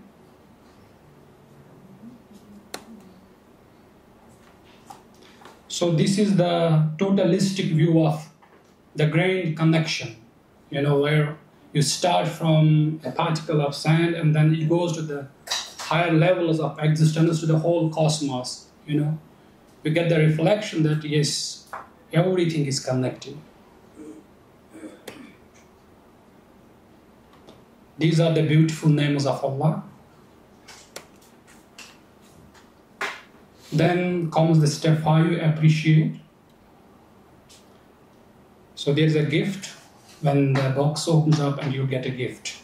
The gift is the butterfly itself.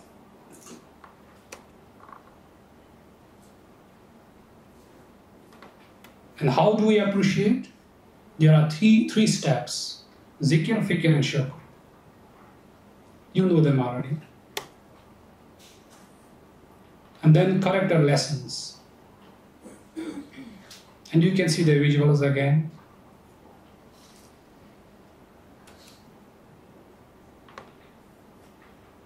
As you know that each chapter is supported by one Quranic verse. So the Quranic verse is here.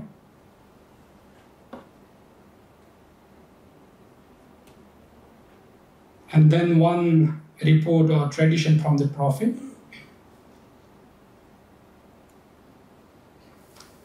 And each chapter ends up with a dua.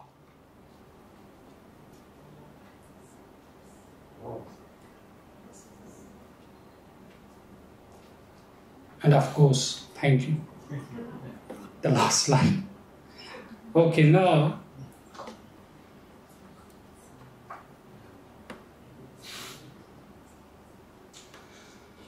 what you have to do actually, you have to go to the Learn Worlds. There are so many platforms actually providing, e-learning platforms, providing the platform to build up your schools, your courses, and then sell them. And this one, after seeking, thorough consultation from Prof. Necati and other team members, we have, finally chosen this one, the Learn Worlds. So actually, we are not designing the web. Yes, you have some question? Okay, can you open the self-assessments? Or how about the assessment evaluation part? What do you? Yes. Okay. And there are videos which are available actually on the 5D Thinking website on YouTube. We have a YouTube channel, 5D Thinking. You can access those videos. And we have tried to, create a holistic picture of, the whole chapter, like presentations, videos, learning activities, hands-on activities. And we are still, improving, inshallah. So here is the video. You have actually watched the video, I guess, in the first presentation made by Sister Rosma. When she did the presentation on beautiful butterflies, the video was played there. Huh? Somehow. Speed up. Okay, okay. That's why we are running out of time. I thought 5-10 minutes would be quite enough for me to just cover the things here. It's taking long. I'm sorry for that. Okay, assessment. Prayer. Is self-assessment.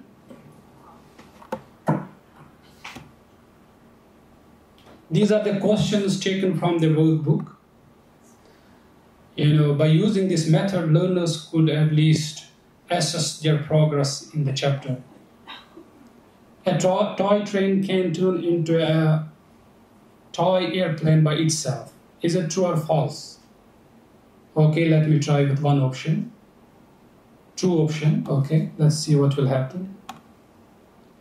The moment you submit, it immediately gives the result that it was wrong option, right? So the next question is, caterpillar knows how to turn into a butterfly. Again, it will go with the same mechanism. The moment you submit the answer, it will immediately give you the result. So you will get to know that how much we know. Yes? It would be good if there was a little description of why we had of the response. Sorry, what? Now it says false as an answer. It would be good if there was like a one-sentence clarification for the student. Okay, you mean from our side? Yeah. Yeah, okay, inshallah. I appreciate the suggestion. Inshallah, it will be taken into consideration. You're suggesting the answer should be... Yes, there should be some explanation why it is wrong. Student to read, like what the why is false. Thank you. Yes, it will be taken into account, inshallah.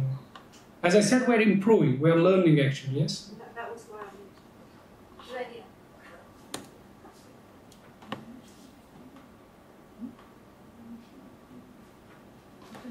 So I guess this part is enough.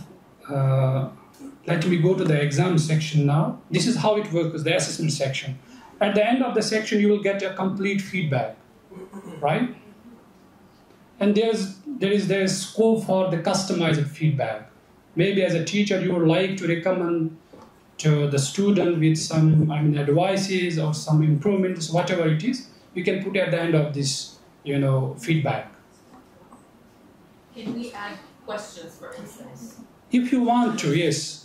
There will be a provision. I just will come to that. Yeah.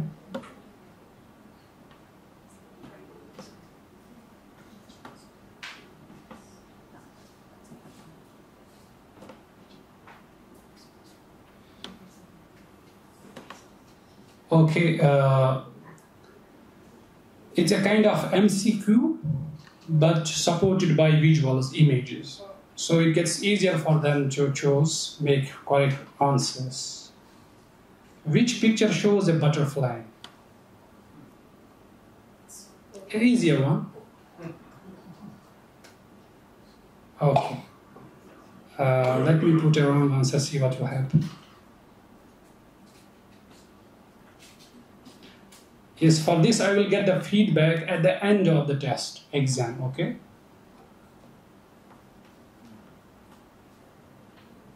For example, but I'm sort of lost. Is this presentation meant to help us navigate the website, or is it teaching us the content? So I'm really lost. No, it's not about the content actually, you know the content. Yeah, so this is Yes, I am trying to, since a question came from, I guess, from brother, he asked about how does it work, the assessment section. That's one. It's not about the content. It's showing you. It's to give you the sense, how does it work actually, What does it mean, like the assessment section, the exam section? Further, according to assessment rules, all the question options should be in the same one page. When you enroll the others, so you can make slower pictures so that you can choose when seeing all of them. Understand the question over there? Yeah. Yeah, you scroll down. You mean the MCQs with image? Yeah, image. They should be only one page.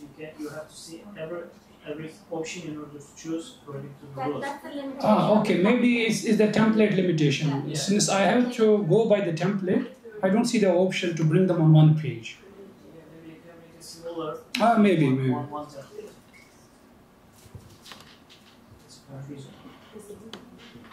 You mean you're moving the screen, huh? I think the picture can be made smaller, like even that image can be like shrunk. Or maybe if you close that side list. Actually, we're exploring the options. Maybe there is one option to reduce it in the size. We'll try with that.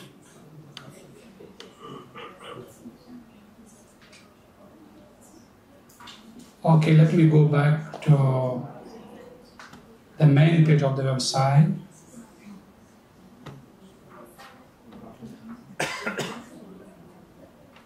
Yeah. Can you take us from this page, how we get to the lesson? Go to courses, 5G courses. Yeah. But it says that it's not available.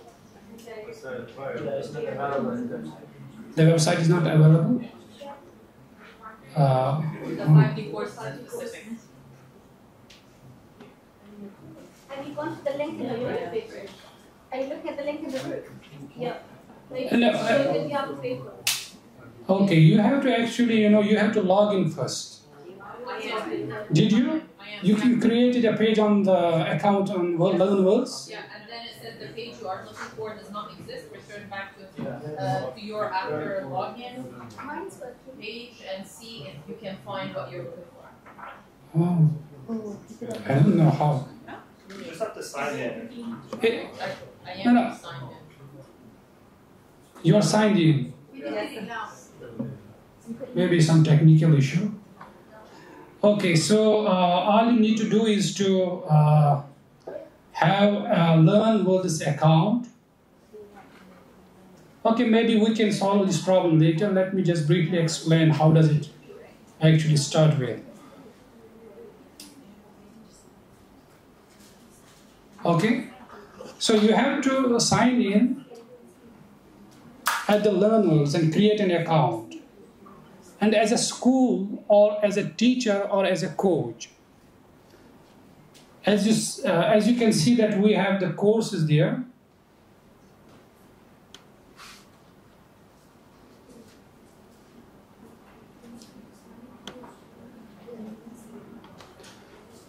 So if you are willing to cooperate with us, to sign a contract with us, for example, you can purchase or buy one course. They call it course actually, and each chapter is itself a course. Let's call them sub-courses, okay, or chapters. So for each chapter you have to actually pay. This is how it goes. So after signing in, you will go to the course section and you will purchase a course. And yes, of course, as the admin or the super admin of the website, I will get your details, login details, and I will confirm your sign up process. Okay, once that is done, you will get access to the content that you have purchased. And then through one specific contract, the school or any of the teacher from the school will be, allowed to be the admin of the course. Okay, so the admin has access, full access to the course content. And then he has also, he'll be given the access to enroll the students, the learners, right? Automatically or manually, after showing the number of seats. It's a long process, maybe you need to be in constant contact, right?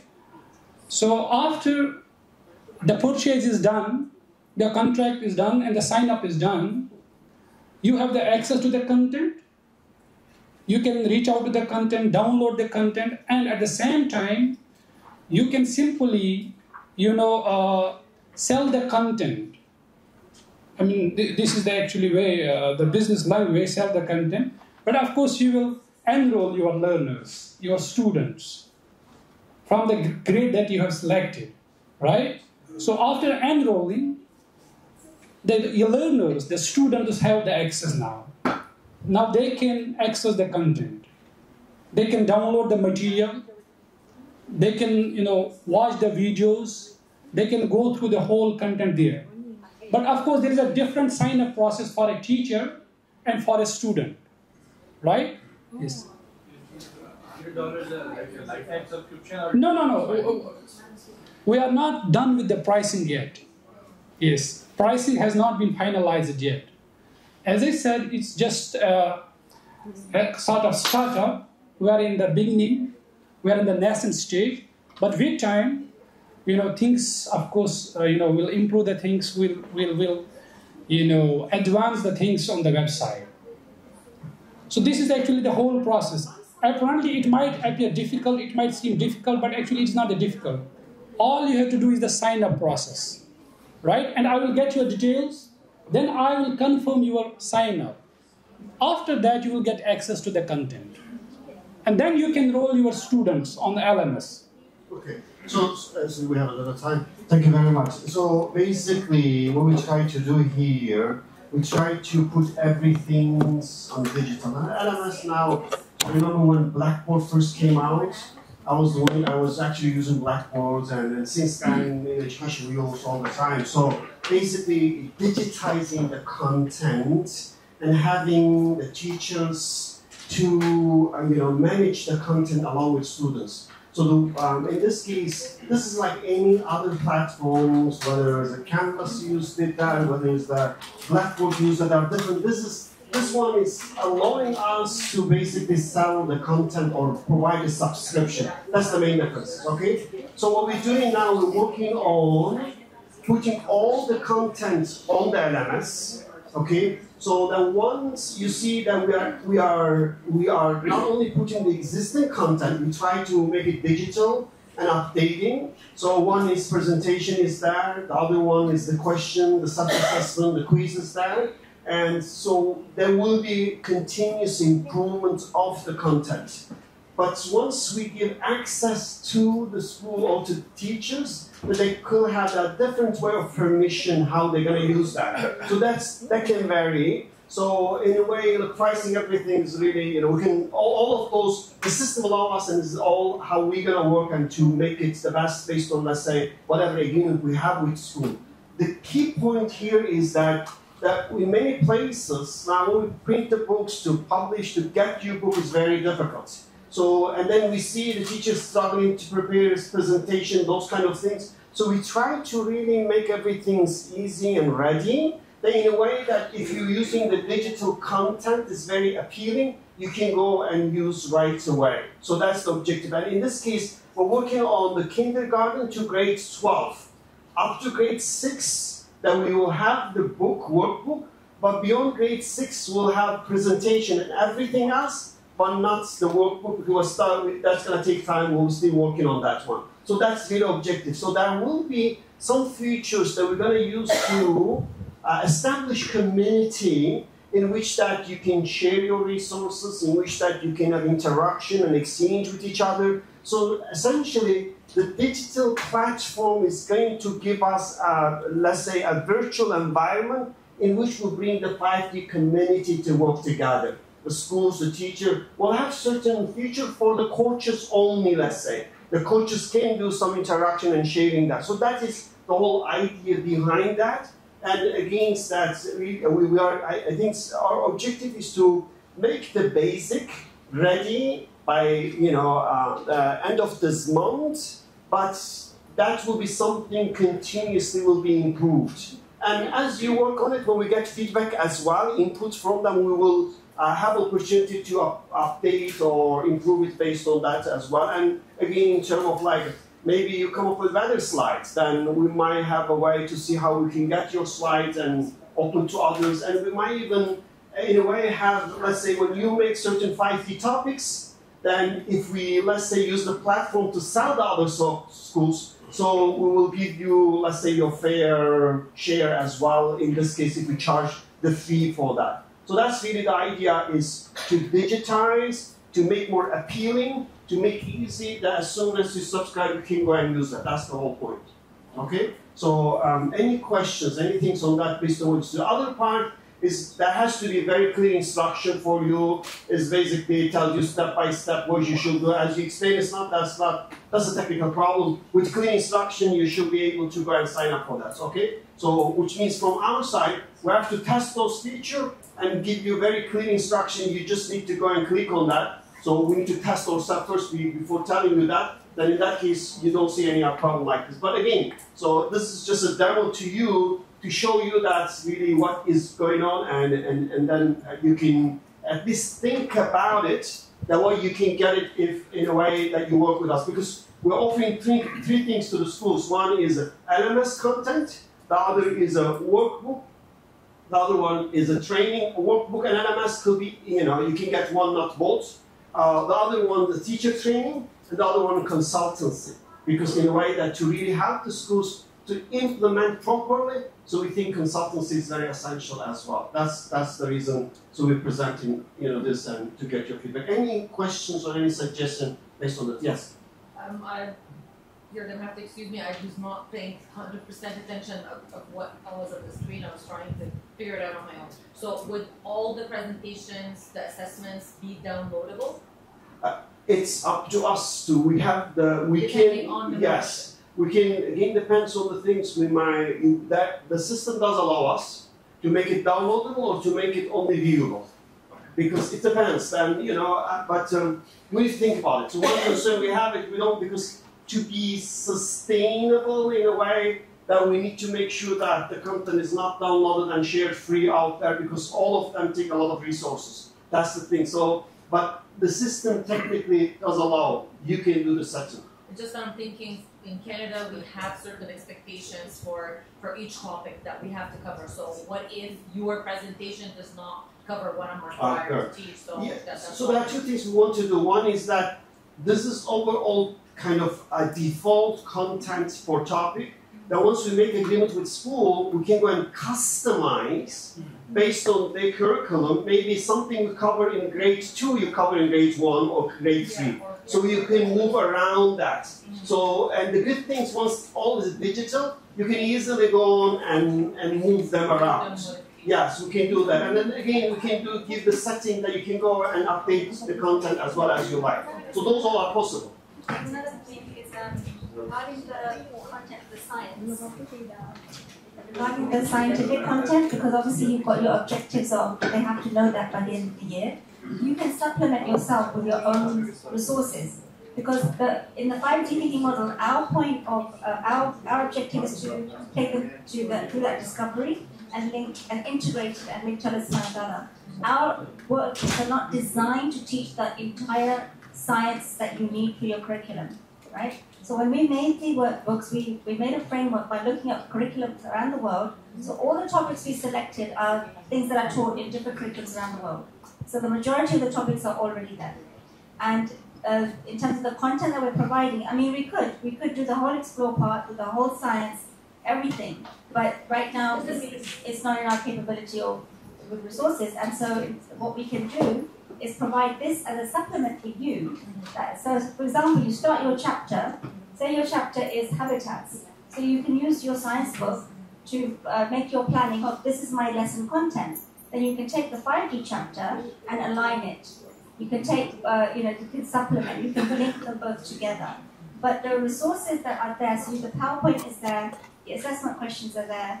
Eventually we'll put the Kahoot up as well, and videos will be there. So we're building it up.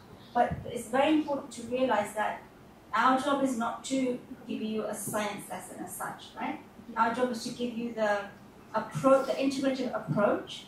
And what we are finding with the pilot schools is that teachers are taking even like a kindergarten lesson and using it in grade 9.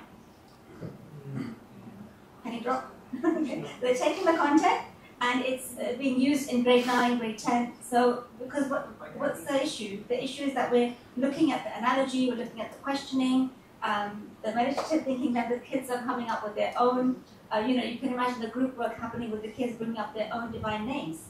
So all of this is, going to go and fit into your school and how you need it to fit into your school.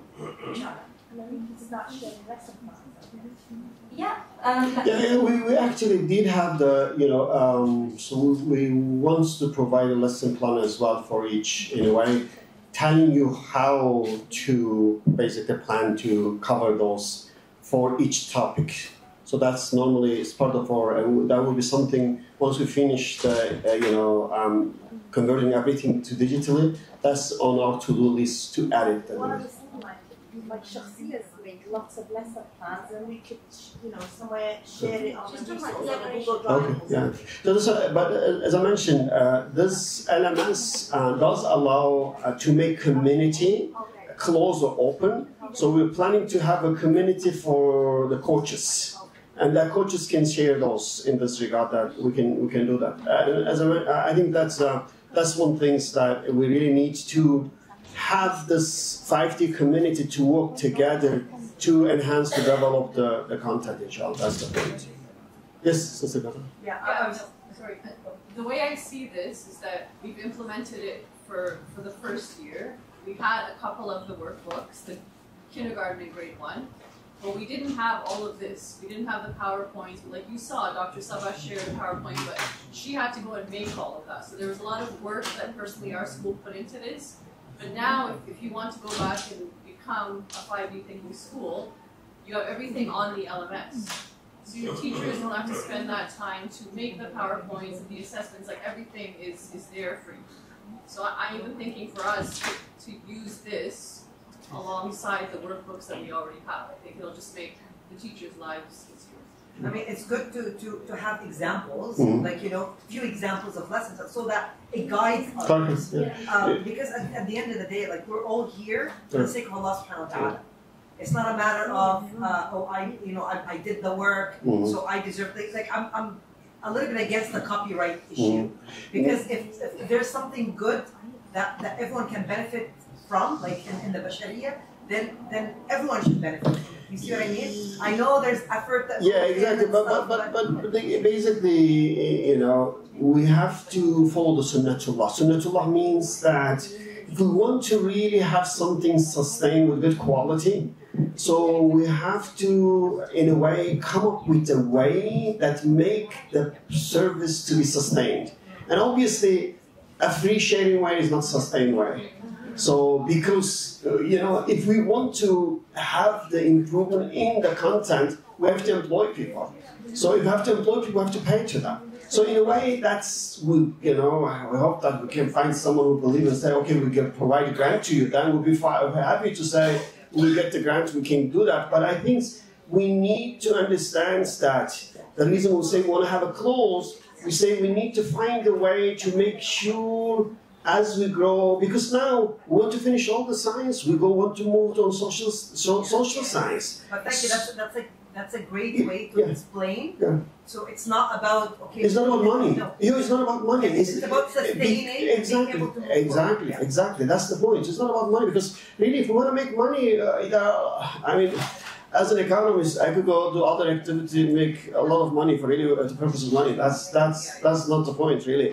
But the point here is we want to really make a sustained services as necessary that we do have the fair pricing system that will really give us an opportunity to employ the right people, to support them, and then we can continue the services. Otherwise, if we know it's sustainable, believe me, we will provide everything for free. And not only for free, we'll give you money to come and join, really. I mean, if I have resources, really, I think nothing could be better than to just, entice people to learn about this. But the only question is, can we sustain that? Can we further enhance that? That's the only question that we face. So therefore, we always make it very clear to those schools that money is never an issue. So in that case, we need to understand that the money is just there because of this necessity. But meanwhile, we actually are willing to help schools, in any way possible. So that's... Yeah, there's other features that really we're working on, but I think we need to show one or two examples to that. There is a very, actually, a good website called Edpuzzle. So now we're working on that, and we might show you one or two examples maybe tomorrow. So what Edpuzzle does, it allows you to have access to all YouTube videos, and then allow you to cut and slice and insert comment and question as you like. and then you can share publicly or you can share only for your members. Now, we try with it, we already subscribe to that. What we want to do, we want to find the most popular YouTube video, and then we want to inject a quick question inside them and cut the any inappropriate places, and then make it really a great teaching videos. Because normally we made so far 3 5D videos. Each one of them took 2 months and a lot of hard work. But and it still obviously is not as professional as those YouTube videos. And suddenly we find out that Edpuzzle, for the sake of education, have agreement with Google and YouTube to actually give access to all those videos and to use as you like it.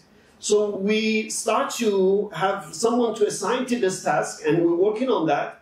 But meanwhile, we're scared that to make it public, that the YouTube is going to prevent to use it for something because they see that they're going to use their video and kind of make people to get closer to Allah. So that's the reason that we want to keep private. We will only make it available to the 5D schools, not the others. So that will be another thing that we think it will be, because everyone almost use this, YouTube videos in their classrooms, in teaching. Question is, how can you really make it use those videos based on the 5D thinking? That's what we're looking at, and try to see how we can, in a way, edit those videos and inject the quick questions, because the video will pause and you have to answer the question, then they will continue. So, and now we're working on that one, so hopefully we can show you 1 or 2 examples, and we think that will be a very, very good addition. About that sustaining thing, I would suggest that you provide that and for the coaches